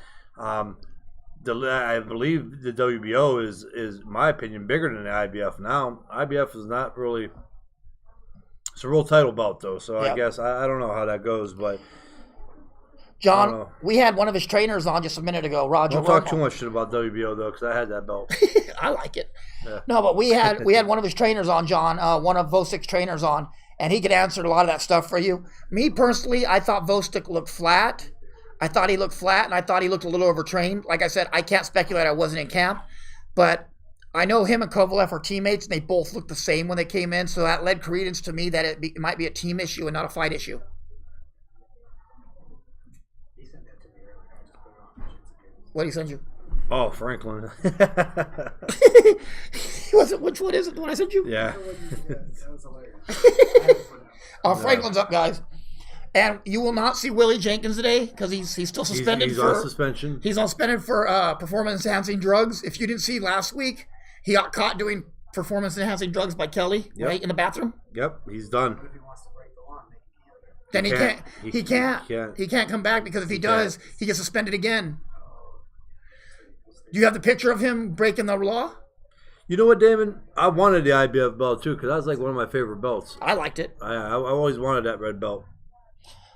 My favorite belt was the WBC. I always just thought that was the belt to Oh have. well, yeah. WBC is sweet too, though. It is. I The personally, WBA was a sweet belt too. Yeah, when you hear WBC, man, that's just like, I don't know. WBC is like the main one in my opinion. You know, Damon, in New York, we were actually on an elevator with Fernando Vargasell from the WBO. Remember that? Yep. Tyson Fury is still a lineal champ. Do you see him getting back into his old form? He took a long layoff. It's a heavyweight division, so it's possible. Yeah, But the heavyweight's not that strong where there's no reason he couldn't. It's not a strong division. It's not like the 90s. 6'9". Yeah. I think so. It's not like the 90s where if you missed a few months, Yeah, you were going to get you're passed done. up by the top 10 of them, the you know? late 80s. Really disliked all sanctioning bodies, money-sucking officials. Unfortunately, they're Nessa evil. You know, the sanctioning bodies, they're out there, and there would be no title holders if there wasn't. You know, if they made one belt, it'd be a nightmare. Yeah, Simon. I used to sport the Burger King crown all over.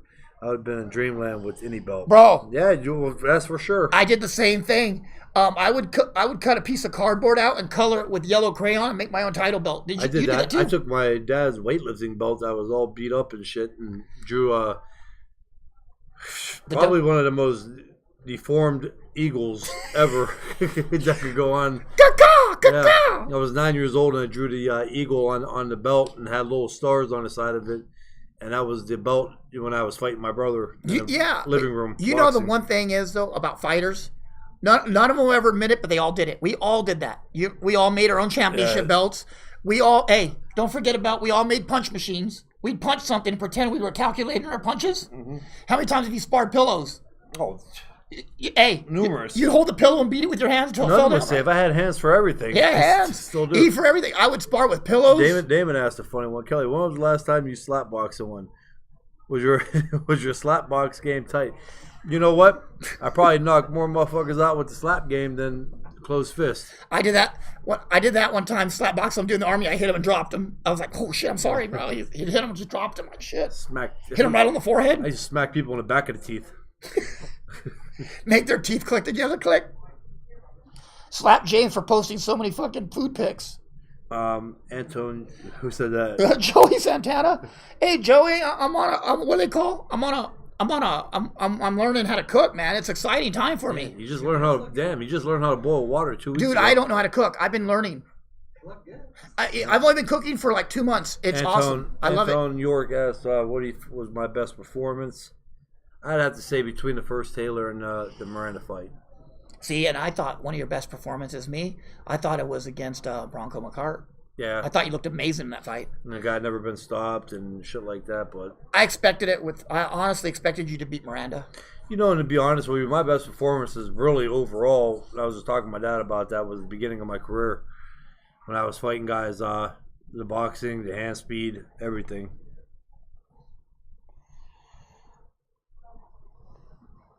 I told Willie he couldn't come out, but he wasn't fucking listening, so he still got the fucking needle on me. He just can't comprehend shit. Yeah, he's still doing it. Roger said, I've never gotten to work with Vostik with any boxing, but I have helped Cecilia with the strength and training. Yeah, that's what we meant.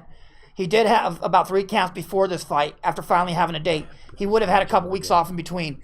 And you hear that? He had 3 camps between this fight. 3 different camps. Fuck. Well, that lends a credence to being a little bit overtraining there. You know what I mean?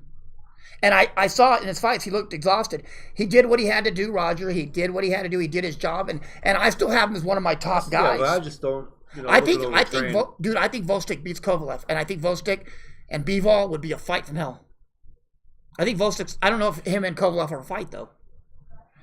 Yeah, I'm trying to keep up on these. Anton, can fighters learn from losses? Did you learn anything from the Hopkins fight? Not going to hop into that too much, but the Hopkins, no, there was not much to learn.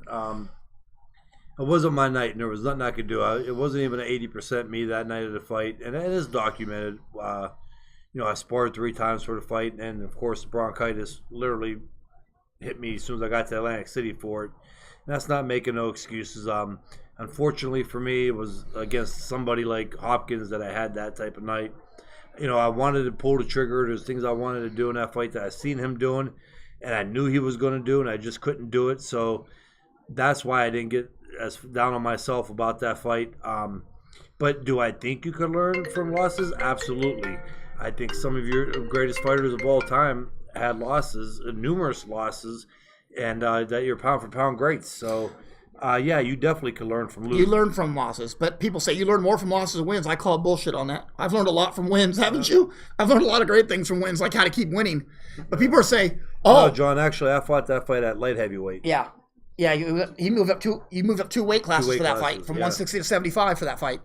But no, people say, "Oh, don't worry about it. You learn a lot more from losses than you do from wins." That's a loser mentality and a loser talk. Yeah, you don't learn more from losses. You learn more from wins because you learn how to keep winning. I think when losing gets into your psyche and stays there, I think it's like a cancer. It spreads. Yeah, it's you really gotta look into it. But losing helps you, and you're right about that. It don't help you as much as nobody wants to take an L. No. But you do learn from it. You go back to that's why I say go back to the drawing board. And you want to come back and win the next fight, but you don't want to ever look at it as like, Oh, if I lost, oh well, I can learn from that. Damon asks, who would win between Alicia Taylor and Gina? It doesn't matter as long as I'm in the middle. Yeah. Did you say that? Call that the sandwich match. You just call me Oreos. Yeah. I'll be the white cream in between. I looked at you like you cock blocking motherfucker. How wrong? No, we're all getting all. Every single one. Our producers getting Joey sent it to John 166. Our I Matt fought Lauer. Taylor at 166 Matt Lauer. rematch. Matt Lauer, our president. Stormy Daniels. Everybody's mad loud. Hey, what's going on with Ryan Seacrest? Is that little shit ever going to get popped for? Simon said, "Well, then you'd fight me, James, for the right to be in the middle." Evidence against him. Damn it, Simon! Why you gotta That challenge sucks me because to I a hate that fight? little fucker. Simon said, "I gotta fight him to be in the middle." We're all fighting to fight for the middle of that. Don't worry. There's enough Alicia to go around. Oh, I don't mean bad. I meant like enough Yeah. woman. She's like just some big old whoopies, some big old knockers. Oh yeah, we better be guys. You sit, dude. Very nice. Can't wait to see you guys next fight. we'll get her there. Hey guys, like I said, I apologize if anybody we just talk stuff too because Alicia, she works for the show, and I don't think you can be Unscripted. Yeah. Don't ever apologize. Well, no, It's listen. guilt. I don't think you can ever be a great boss unless you can sexually harass your employees. You know what I mean? There you go. There's something to be said about that. There is. Unless you can probably sexually harass an employee and not get reported, you're not a good boss. They should. You know what? That should be the new motto for bosses. Hey, all of our people went away. Why'd you ruin that? They all got off the air. I didn't ruin anything. I'm kidding. Guys, is Keith Thurman ever going to announce his opponent? Yeah, I don't know, man. I think I don't know. I think Danny Garcia. you would think, but you know what? I would think Sean Porter would be somewhere I would like to see Keith Thurman go, and then maybe that'll shut Keith Thurman up for a while. But could you imagine that fight? Let me tell you this: Sean Porter and Keith Thurman, the battle of the lisp. Yeah. Who has the word? They both have speech impediments fighting with each I other. would win that. What? I would win that one. No, overall. Dude, You guys are getting a lot of likes. what's that? People are liking the shit out of it. That good? Yeah. No, Porter. Honestly, dude, Porter and Thurman with their lisp, they could. Can you imagine that press conference? I think I'm gonna do really good. I do too. Snake is. I'm gonna fight like a snake. I can't talk about anybody with a wisp. Roger, when you bring your boy around your crush, All of a sudden he becomes a comedian. All of a sudden he becomes Dave Chappelle. Yeah, that's very true. Thurman said he's fighting a get back fight. Yeah, well, you know, he's a world champion though. A get back fight, he needs to fight somebody at least in the top 20. Do you know what I mean? Yeah, he's been. How long has he been out now? It's got to be Shit. 2 years. Yeah. No, it wasn't that long. He fought Danny Garcia last year. Last summer, yeah, during the summer of 17. It had to be early. I remember- I think it was that early, far before Mikey. It was Fought that. It was Broner? after. No, it was before something. I'm not sure. It was before. It was the summer of 17. Yeah. But yeah, they already fought. I remember that, Chris. That's what I was saying. But it was a battle of But I think they should fight again. I also think Porter's become a better fighter since then. Yeah. That'd be a fight that would be up in the air. All right, Joey. I'll talk to you soon, buddy. It says no picks, James. I gotta go cook. Thurman is fighting in allies in Nepal for opium. He is. He's been up in Nepal for a long time, meditating and stuff, becoming a monk. Oh, sore. Yeah, and that's what I thought, John. He'll be fighting Garcia and Porter again. There's not much wiggle room you have in that. That's what I was saying when I was joking about like fighting Garcia. I mean, all them guys are out talking about. All the guys are avoiding Earl Spence and are talking about rematches. Like nobody wants to hear that, man. They want to hear the top guys fight the top guy. Bro, how bad is it when you have 4 guys fake beefing with each other to avoid Earl Spence? Exactly. They all 4 and they're all doing WWE stuff to not fight Errol. You know what I mean? Yep. Hold on, I got a YouTube question. Simon said it was March 2017. Thank you, Simon. Yep. Early summer, yeah, Yep. spring. YouTube question, Champ Ross. Kelly, you were a staple in Atlantic City. Later in your career, do you think big fights will ever come back there? There were some big fights in Atlantic City years ago. Yeah. You know what? I was wondering the same thing. I don't know. The Atlantic City just itself in general has declined, and It's the Reno of the East. yeah, you know, It is. exactly. I agree with you, but it's gotten even worse. I don't know. You know why? Because I was saying, man, that Boardwalk Hall, a beautiful place, is a beautiful arena, and I don't know why there would be more fights there. But I don't know what happened. That's a hell of a question, and to be honest with you, I would like to find out for myself. And I hope they would bring boxing back there. I would like to go in that arena and just look at it from not walking out from the back. You want look? Start campaigning some promotions. Are you saying you I don't want know. you want Public promotion, PP. PP Kelly PP? PP Promotions. You want to come see my PP? No, Kelly's be like Kelly says, I want to see this arena one time without a swollen eye. Yeah, right. And a bloody nose. I want to see it normal. Yeah. Hey, Roger said he needs to fight Rod Salka. What rate is Rod Salka? 47. Go get him, Roger, please. Rod Salka was a G. Rod Salka will fight anybody. I was in training camp with him. Did you? And Buzz Gardnick in Antoine. California, PA. Oh yeah, I've been there before. In his house. Oh wow. Antoine said the whole PBC thing with these welters was supposed to be an eliminator, but no one wants to fight Spence. Let me tell you what a bad dude Spence is. And me and my homie Damon Martinez and Kelly's talked about it. Errol Spence is such a bad dude.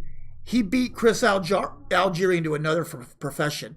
Chris Algieri woke up from a beating and became Danny Jacobs' chef. That's true. And that is the truth. Now he's a full-time chef for Danny Jacobs. He lives in his house and he cooks for him. How bad of a dude do you got to be knocked into a new profession? You get knocked out. You went in the fight to be a cook for another fighter. Another fighter. You went in the ring as a world champion and you came out as Betty Crocker. I bet he even buys the groceries. Oh, you know he does. Out of his own pocket. No, he pays for it out of his own pocket. He's like, Danny Jacobs like, here, take my card. No, I got this, Danny. It's on me, buddy. Orders a chicken salad from a local Italian restaurant and tips the delivery boy. I'll tell you one thing though about I was looking at some of Algieri's food things and his diet plans. The guy is amazing. Have you seen his stuff? You can't argue with that. He has like a master's degree in nutrition. Yes. Well, he probably does. I mean, no, he does. He has a master's in nutrition.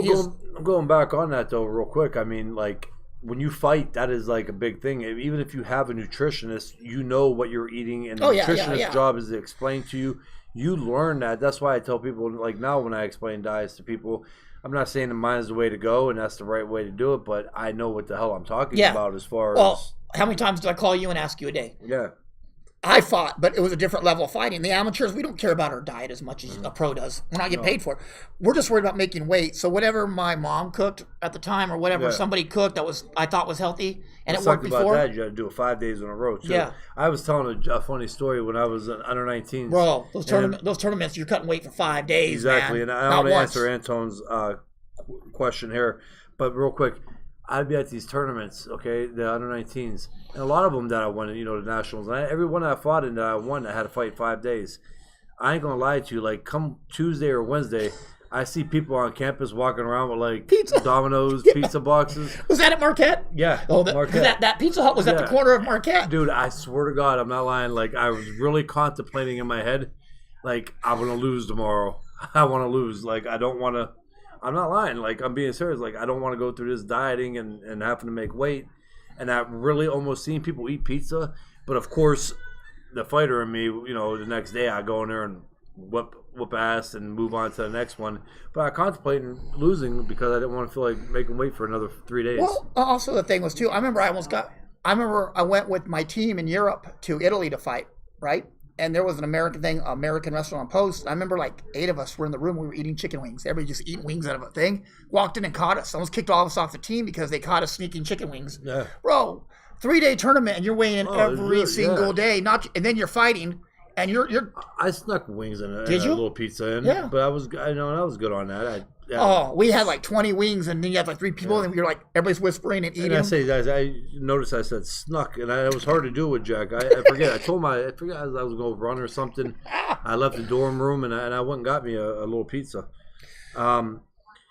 Anton goes about the AJ versus Parker fight. Yeah, I think Hey. Parker's going to be really big game for this fight. Listen, this is not an easy win for Joshua. People might want to put on Wilder Joshua on hold for a minute. Yeah, we said Jacobs. Let Joshua get past this fight. Kelly, does No, Lonnie David. Atkins make you eat straight things? Lonnie does not have any say in my diet at all. Believe me. There ain't going to be nobody to get me. If I made 160 at 6'2" and was able to box hard 12 rounds, there ain't nobody who I'm going to listen to on a diet other than me. Maybe Lars, too. He's good at that stuff, too. Well, but I'm still going to follow my diet. Oh, yeah, but for powerlifting. You Yeah. know, powerlifting diet's different. No, I mean, I always... You ever had this... Let me ask you this. You ever had this issue where you'll weigh in at something, right? And then you eat a bunch of food that night and you come in lighter? Like, no? had that. I was like, oh, my God. I don't... No, I did that. I wish I had that. I did that last night. I've been eating good for clean for months and months. Well, I had Chipotle burrito and Chipotle tacos last night. I probably took in 1,600 calories. It was a beautiful moment. And I got on the scale and I was 2 pounds lighter than I was last night after I ate that. Wait, how many calories did you take in? 1,600 from that meal alone. Altogether, 3,400. And that was more than you've been putting in, right? No, I had 3,400 total for the day. Yeah. Yes. What did you have the day before? 2,000. I don't know how that happened. Dude, I don't know, but I got on the scale and I was 2 pounds lighter. Literally. I don't know. That's weird. Yeah. That could happen, though. Yeah. Well, you know Water. what? Instead of pop or anything, soda, I drank water. A gallon of water Yeah. with my food. Cut sodium out. Water weight. Yeah. That is true. You drink more water, you will Look at lose. this. Delilah says, guns ain't lying. The amateurs, you eat everything. That was me who said it. Delilah acts like I don't even exist. She's Yeah, like, Delilah. And James likes, you got to give James his acknowledgement on that. she acts like I don't even exist. Yep, guns exactly right. James don't know shit. James gets touchy on that. Oh, I'm just saying. I was the first one to bring it up. And she's like, You know, yeah. guns is exactly right. He saw it. I'm like, oh, fuck. I just said it wasn't at Marquette because the Domino's on the fucking corner. I know the USOEC. I said it first. I said first. I was there at the 19 and under tournament too. She goes, ha, ha, ha. I use electronic scale. We should get a hot pepper pizza here. I should. It said, Delilah said, shut your mouth. I don't want to hear about that shit. Oh, Simon asked another good question for me. Yeah. Kelly, what night of your career do you feel that Kelly Pavlik would have beat anybody that night? Like they say, the Tyson that fought Spinks or the Joe Louis that fought Schmeling? Taylor? I would definitely say Taylor. I would say, Simon, there's three. I would say the second Taylor, first Taylor, and I would say the when I fought Gary Lockett. Delilah says, he ain't got I guns. say, or I know it's hard to answer that, but I would say also you got to understand how bad I beat the shit out of Marco Antonio Rubio, and that was 4 years before he fought Triple G. And not Triple G, knocked out, what's his name? Yeah. Oh, God, Richard Pavlik from YouTube. He's got a question, but Ricky usually has some good questions. That's my brother, by the way, Yeah. guys. More of a state. They're a statement. This is a statement. Ricky knows his boxing. Richard, Parker has to get a KO to win in the UK. They'll never award him a decision with the Wilder fight looming. Very good point. But Ricky, usually in the heavyweight division, though, some of these type fights won't go to the scorecards. Yep.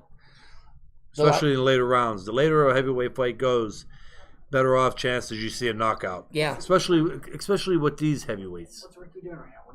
When we're done with this, he should come down here and have a drink with me. Yeah, he should. You could call him and ask him. Jeff Reagan says, Box Expo is advertising you will be there in May. Yes, Jeff, we will be there in May. We have our own booth, right? Yes. At the Box Expo. We will be sharing a booth next to Fernando Vargas, and Eric Morales will be next to us at our booth. Thanks, Delilah. When I see you, I'll give you a big hug with them. And we might be having Mikey Garcia stop by our booth to hang out with us during the day.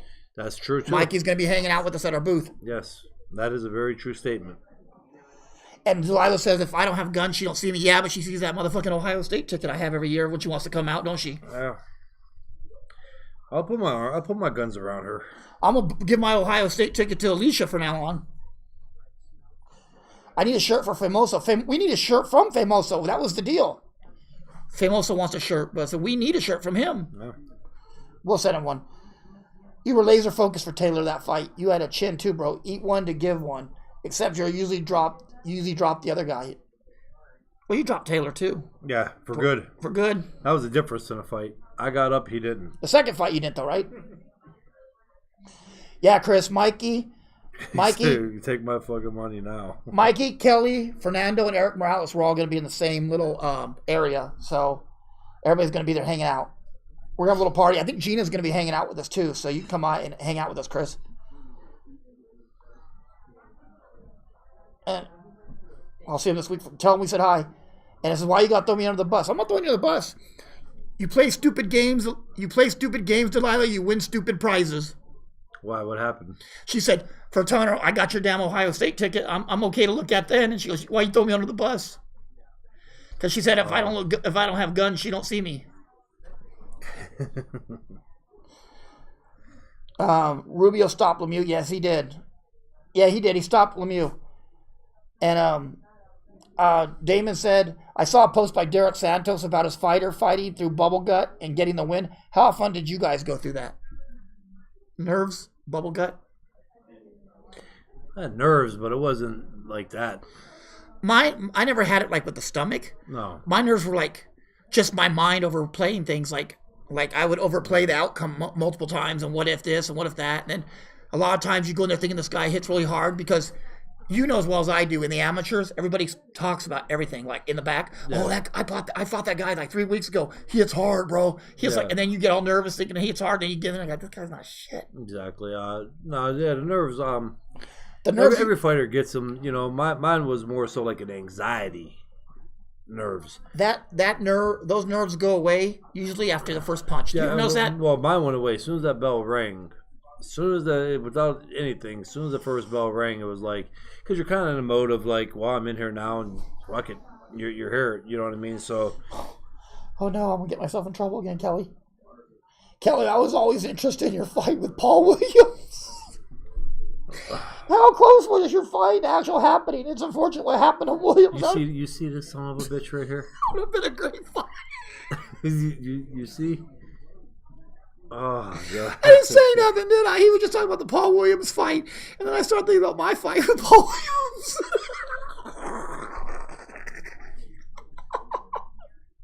Williams. You can answer the question, Kelly. How close was it to being made, Paul Williams? Yeah, that was Jesus, Tucker. That was close. But that's why I ended up jumping up to 2 weight classes to fight Bernard Hopkins, because Paul Williams, the fight fell through. That was more so between promoters, and then there was twice I had a negotiation with Paul Williams, and the second time that's when I ended up with the staph infection. But yeah, no, I would have liked that fight with Paul Williams. Believe me, I'm not being mean. I respect Paul Williams' career. I think he was a great champion, but I think that would have been a tailor-made fight for me. Also, too, they said slap box Paul Williams. No, we're not laughing at you, Tucker. I swear it's not. Over the past few weeks, we've been talking about Paul Williams a lot more lately. Yeah. I have, not Kelly. But I like Paul Williams. Great fighter, good athlete, really. But I heard he was going to fight Orlando Carr. Paul Williams, they're the same height. He's still got a 4-inch. Tucker's a Colombiana kid. I know his family real well. Is he a Colombiana kid? He's a Colombiana kid. He's a good guy. Oh, cool. Yeah, Tucker, hey. And C. Tucker Cope, Engineers. Give them a shout out. C. Tucker Cope Engineers if you need. C. Tucker Cope Engineers. That's awesome. All right, Tucker, our producer, Justin, he knows you. I don't know him. I know his dad. Well, he knows your dad, Tucker. And I know the family. Yeah. I do some of their. It says, I love being at one of the first fights. Yeah, I want to answer that one for Hated Simon. the long wait locker room, especially the swing bout, where you have to be ready for the beginning of the show, but may not fight till after the main event. It's true. Yeah, Simon, I was swing belt for like the first 8 fights of my career, and man, it sucked because the whole thing. That's how I got on ESPN in my pro debut, was because I was a swing belt. But man, when you got to go pee, my hands started getting numb from the having the boxing gloves on, because you got to be wrapped before anybody. Yeah. And it sucked, man. It did. Tucker said he stopped by your gym and got a picture with you last Friday. Oh yeah, yes he did. Okay, I do know Tucker. Yeah, it's a good family. Actually, I believe I signed a shirt. If you need something big, though. Yeah. All right, Tucker. Now I got your name for sure, bud. I remember. Yeah, he came in. Nice kid. Speaking of fights in AC, Paul Williams. I was Lot of live in shirts, AC everything. when they robbed Lara against Williams. What's that? John said, speaking of fights in Atlantic City, Paul Williams, I was live in Atlantic City when they robbed Lara against Williams. That happens a lot against Lara. He gets robbed a lot. Hey, Kelly, you really never answered. What is harder, training to become world champion or being the world champ? Bobby Mills asked that. Yeah, Bobby, Bobby. Yeah, I know Bobby. That's a hard one to answer, Bobby, and I'm still not going to give you an answer on that. That's something I really got to take time and think about it. That's $1 million question, though. Maybe one day when we get another champion back on, next guest, you could ask that question. Antoine had another good question, or a good statement, actually. He said, you fought tall, Williams fought small. Never really understood that. Williams is another guy who grew trainers. Yeah, and I think the size difference between Williams and Kelly would have played a part. I think if Sergio knocked out Williams as being as big as he was, I think I say this with complete like knowing that's going to happen. He would have hurt Paul Williams. Yeah, especially him coming up. He was tall. He was my height. He might have been even a little bit taller than me, but his frame and everything else. If people say, "Oh, he threw a lot of punches," though, I did too. Daniel, we do sell punchline T-shirts. We have some in stock, a few of them. Just give us a size. I think I have as high as XL, maybe a 2X, and I have some as low as small, a few of them. Get with Alicia Taylor, and she will set you up with the what do you call it? PayPal account, and with PayPal, and we'll send you one out to you. We met in Vegas outside the media center for Canelo Triple G. Also, again, there was setback. Thanks for signing the glove. Oh yeah, Jeff, we were there when that setbacks are homie. Okay. Damon, Kelly, how old were you when you started feeling the wear and tear of the AM years and early pro years? Aches and pains, elbows, shoulders, knees. Hey, listen, I had a rigorous workout routine, 7-8 hours a day. And the amateurs? No, well, amateurs I still ran. Yeah, you talk about the playing, amateurs. He's saying everything okay. together, early pro years too. I started feeling it. I started feeling it shortly before the Miranda fight, but it wasn't bad, and I was still only 24 years old, 25 years old. So it wasn't that bad, but no, it started coming along. Shit, I mean, my last 3 fights, training camp, I had shin splints. I never had shin splints in all my years, all the running. Thousands of miles I ran and never had issues until, you just start falling apart. Do you feel it now like I do? Like the wrist and the hands and the forearms, the neck? Horribly. Yeah. And even on my knees from running. Your hips? I keep saying, like, I back out for doing the powerlifting now. The power, doing the squats and deadlifts. Deadlifts ain't that bad, but I squat now more just like bodybuilding style to keep the legs the same size as, upper body. And but I will not compete in squatting because I don't want to put that on my knees. My knees are already... I'm only putting up a little bit of weight compared to some of these guys, but it feels like I'm putting up what they're putting up. Yeah. Well, Mike says, bring me and Chris a tee when you get to Vegas. We'll give you them cash. Well, there's a few T-shirts out there. There's the Punchline one, and then Kelly has his own shirt for his gym, right? Yeah. You can do that one, too. As soon as that site is officially up, I will give you guys, I will have the link on the show, too. Robert, why is it... Doing that site for you. Robert wants to know, why is there a turtle book up? Right? Robert, Well, Shirt Wizard did it because it goes through. Oh, okay. yeah, Robert Simerson wants to know why there's a turtle You book want up. to do it? Not really. Okay. It's okay. Well then, I would shit. do it better. Hey, They made the shirts. Simerson wants to know what... If it was a package deal, it's okay. Hold on. Okay. It's okay to cut people out that you care about. You can't cut him out right out of the deal. No, I thought you were busy. Even though I got kids to feed. You ever seen the movie Blow? You cut me out. Why is I'm there... just playing with you, man. I'm not Derek for real. Robert wants to know why Simerson wants to know there's a turtle up. Our homie Robert Simerson. Why is there a turtle book up? Have you read the title? Read the title, Robert. I was writing a book. I wrote a book today. Thinking of. I wrote a book today, Let me guys. see if they got that up yet. If not, yeah. Yes, Daniel, we do sell them. Just let me know sizes and everything. Squats are good for your knees. Even going heavy is sensible and building up to the heavier squats. No, Andrew, they're. I know this could be an argument between us both. They're good. If you do them the right way, but I'm talking about for powerlifting, where you got to go all the way down past. I forget what that term is called. The plane, break the plane. Yeah, and parallel, and for powerlifting, no, that's not. When you get into those meets, And also, you know, the one meet that I'm in, the Raw, drug free. A lot of them, they don't allow you to wear knee braces, knee brace or anything like that, or straps. So, but doing regular squats, yes, that's why I said I do a lot of them. I do a lot of reps. I do it the bodybuilding way to just keep my thighs relevant to my upper body. Anton asked another, do you feel like new trainer can get something different out of a fighter, or old habits impossible to break? I believe humans are smart enough to adapt. They say you can't teach an old fighter. You can. I think anybody can adapt. It's how bad do they want to change? Yeah, you know, you always learn new shit. You remember Arturo Gatti came back as a better boxer after working with McGirt. I remember that. Until he got punched. Till he got punched. But he did look better. Yeah. And then swing bouts are ridiculous. There was no. Damon wants to know. Question for Roger, James, and Kelly. Has training methods trained or improved for ligament and joint damage? Is it getting better, safe, less strenuous, more concentration or preservation? It all depends on what you're doing. I mean, I'm sure they've come up with new ones, but now you're taking away from the actual punching that you're doing, though. Well, I think as far as like improve for methods for it, for train or improve ligament, I think a lot of it's better gloves now, maybe better gloves and wrapping your hands a little bit better. And that makes a big difference. Before, a lot of the time, the fighters, it's on themselves to wrap their hands. Yeah. Well, when you start making money and getting in there, the trainers start wrapping your hands. They do. Yeah, I noticed that too. Better material. And the gloves you use, you'll see, before you would see whatever they had, you know, Ringside, at Rings, you know, you see these lower level companies like Ringside and Jab and some of these other companies in there. I like Jab, though. I know, but they were, that glove was just to hurt the guy you were sparring. Yes, it was. Sabas, you see companies like that, but then now you see guys with Winning, and you see a guy with the Everlast MX and the sparring gloves, and you see guys with the Rival. You know what I mean? It makes a big difference. Yeah, Anton, listen. Christy, hello. I stole that, and I stole that from Tyson. I used to tell everybody that too. When I was getting ready for a fight, I said, "Yeah, you got a game plan." He got punched right in the face. Yeah, until he gets hit.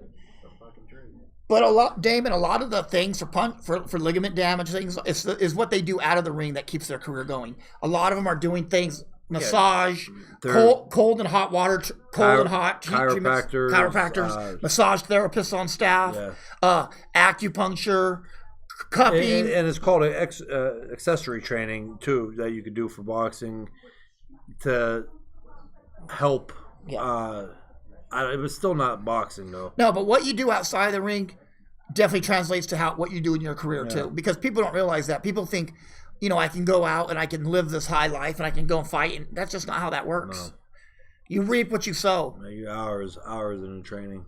When you got done fighting, when you wrapped your training, what was the first thing you did? You ate and went to sleep, right? Yeah. That's what you wanted to do. Then I had fun. That was my, a lot of fighters do it. Yeah, of course. I would say 90% of them do. How did Willie get back here? I told him to go away. He said he's on suspension. Willie's back. He's an ignorant son of a bitch. He's all fucking cracked out. He doesn't know what to do. I don't think there's a way of suspending him. We can't suspend him. Can we fine him? He's too fucking beastly too. I'm afraid to try and make. Look how big he is. Willie Jenkins came back after a suspension, guys. I guess he's coming back on the show, right? Hey, you're the president. You're the president of Punchline. Can we overturn his conviction? No. He's suspended, huh? No, he's here to stay. All right, then it's overturned. He can stay. He fought that hard to get back on. Oh man, now he's shooting up as we're talking. The needle is going in and out. He don't even care. He just keeps fucking. He acts like some of these chicks from Youngstown. I'm gonna OD. I'm gonna have like a Willie OD moment. A Willie OD. Did you get the syringe in him yet? You got the syringe in him? Oh, it's in him. Oh, it's been in him. Oh, yeah, I see the syringe. Yeah, he's really. Bobby says, "Can I ask some real tough questions?" Go ahead, Bobby. I'm sure.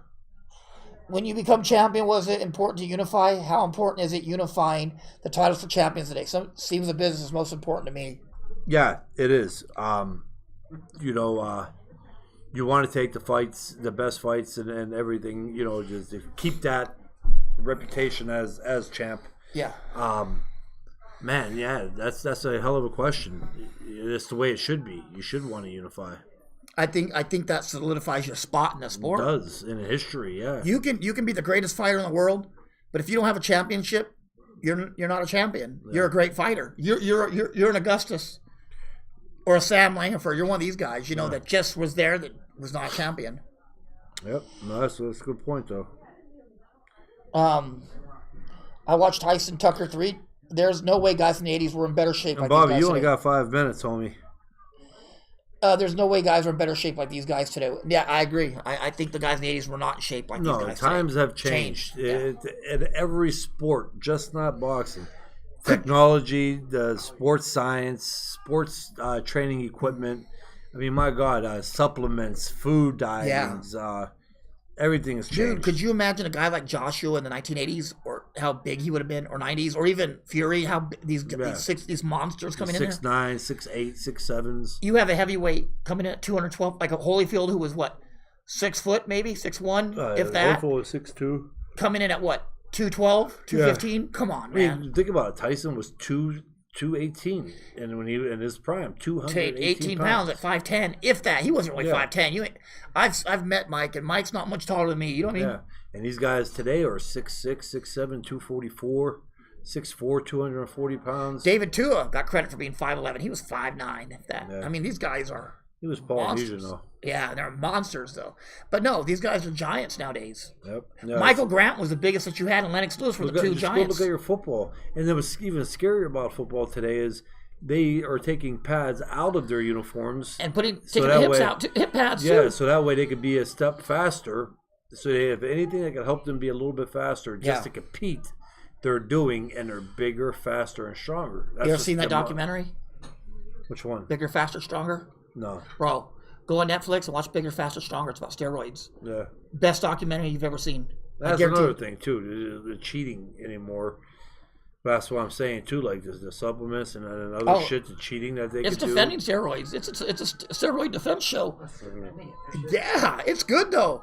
Did you ever see the documentary with Mark Kerr? I used to be in the Pride League. He was like the UFC, the Pride League that was over in Japan. It's depressing but crazy. Really? Yeah. Have you seen the one on Conseco? Yes. Dude, that was crazy, wasn't it? Yeah. How a man could snitch like that and call himself. Oh my God. I did Well, you- Antidachenko. I think I do remember. Was that you were the big dude? You sparred. I'm trying to think who he sparred. I think he sparred either Akeem. Akeem. Then I sparred him after. Yep. Yeah, I do remember, man. Yeah. He goes, I Akeem- knocked out your sparring partner and then sparred with you. I'm doing good, man. Doing really good. Busy with this show. How you been? You got your own gym? Got my own gym, my workout gym, not a boxing gym We're yet. starting that, too. The boxing gym's starting up soon. Hopefully by the end of summer. So. Where's that going to be at?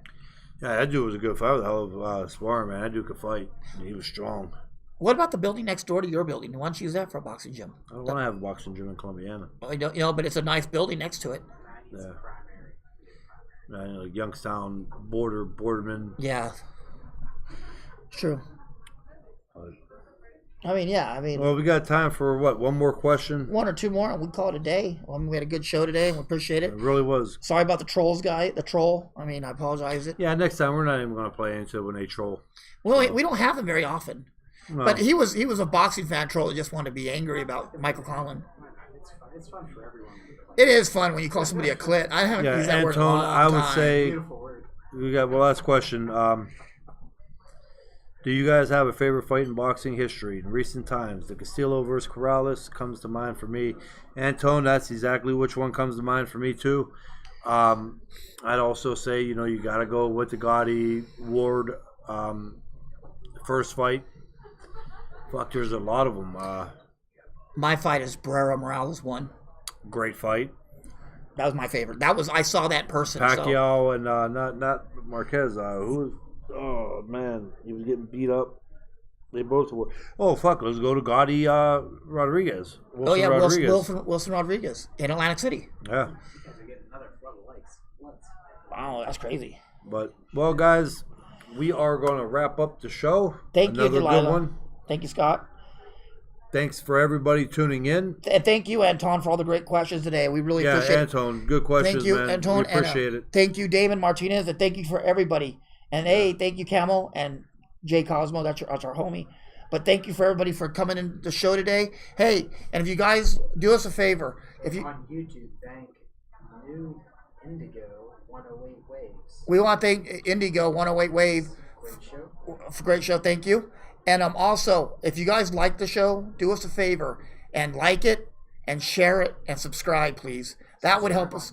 Subscribe on YouTube. That would be huge for us, guys. We're a new show, and for us to keep going, we need the subscriptions. Yes. For us to keep. Especially on YouTube. Yeah, because On YouTube. On YouTube, please. So you go to our go to punchline.live, click on the YouTube link, and when you go there, push subscribe. And if you like the show, like it. If you don't like the show, subscribe anyway and just ignore us. Yeah, punchline.live. Or troll We us. can rip on each other back and forth. Yep. Punchline.live, guys. And you can catch us here in the next month or so. We're going to be at the Canelo Triple G fight, so you can catch us there. You're going to catch us at the International Boxing Hall of Fame. Kelly is a special guest that weekend. We're going to be in Dallas, Texas, June 13th to the 16th for the Errol Spence fight. And we're also going to be holding you're going to be holding Cooking show. Oh, yeah, we're going to get to that too. Yeah. But you're going to be holding what's that called? Where you're going to teach people how to box in Dallas. You're going to be holding a seminar. Kelly's going to be holding a seminar on the 14th at the 14th of June in Dallas, Texas at Texas Select Boxing. He's going to be holding a seminar. So if you guys want to go, we'll get more information out for that. Everybody's welcome to come. Taco truck's coming too. But also we're going to be doing April 23rd in New York City with Chris Santos, the chef from the show Chopped. We're going to be doing a special show cooking show with him and boxing talk. And one more fight. We got one more thing coming up big. May, June. I got it. We covered it. Who's Stephen Gasper? He's from New York. He's a cool dude. He's a writer. He's a cool dude. He says, funny, subscribe. Cool, Alicia. What? He said, funny, subscribe and ignore us like he's hating. No, he's joking. Because I said that. I said, subscribe and go ahead and ignore us. Oh, okay. I thought I thought he was mad. No, he's joking. I said, look, just subscribe and ignore us. International Boxing Hall of Fame. Yeah, of course. Yeah, that's International Boxing is the first weekend of June. It's going to be in Canastota, New York. You'll Thanks, get to meet Damon. Kelly. We appreciate that. Yep, we'll be there. All right, y'all. Till next week. Next week, Tuesday. See y'all around like a donut. All right. We're going to make like Tom and Cruise, make like geese and get the flock out of here. What do you mean? That's a good one, wasn't it? That is. I like that. We all dug out and I put the outro. Yep.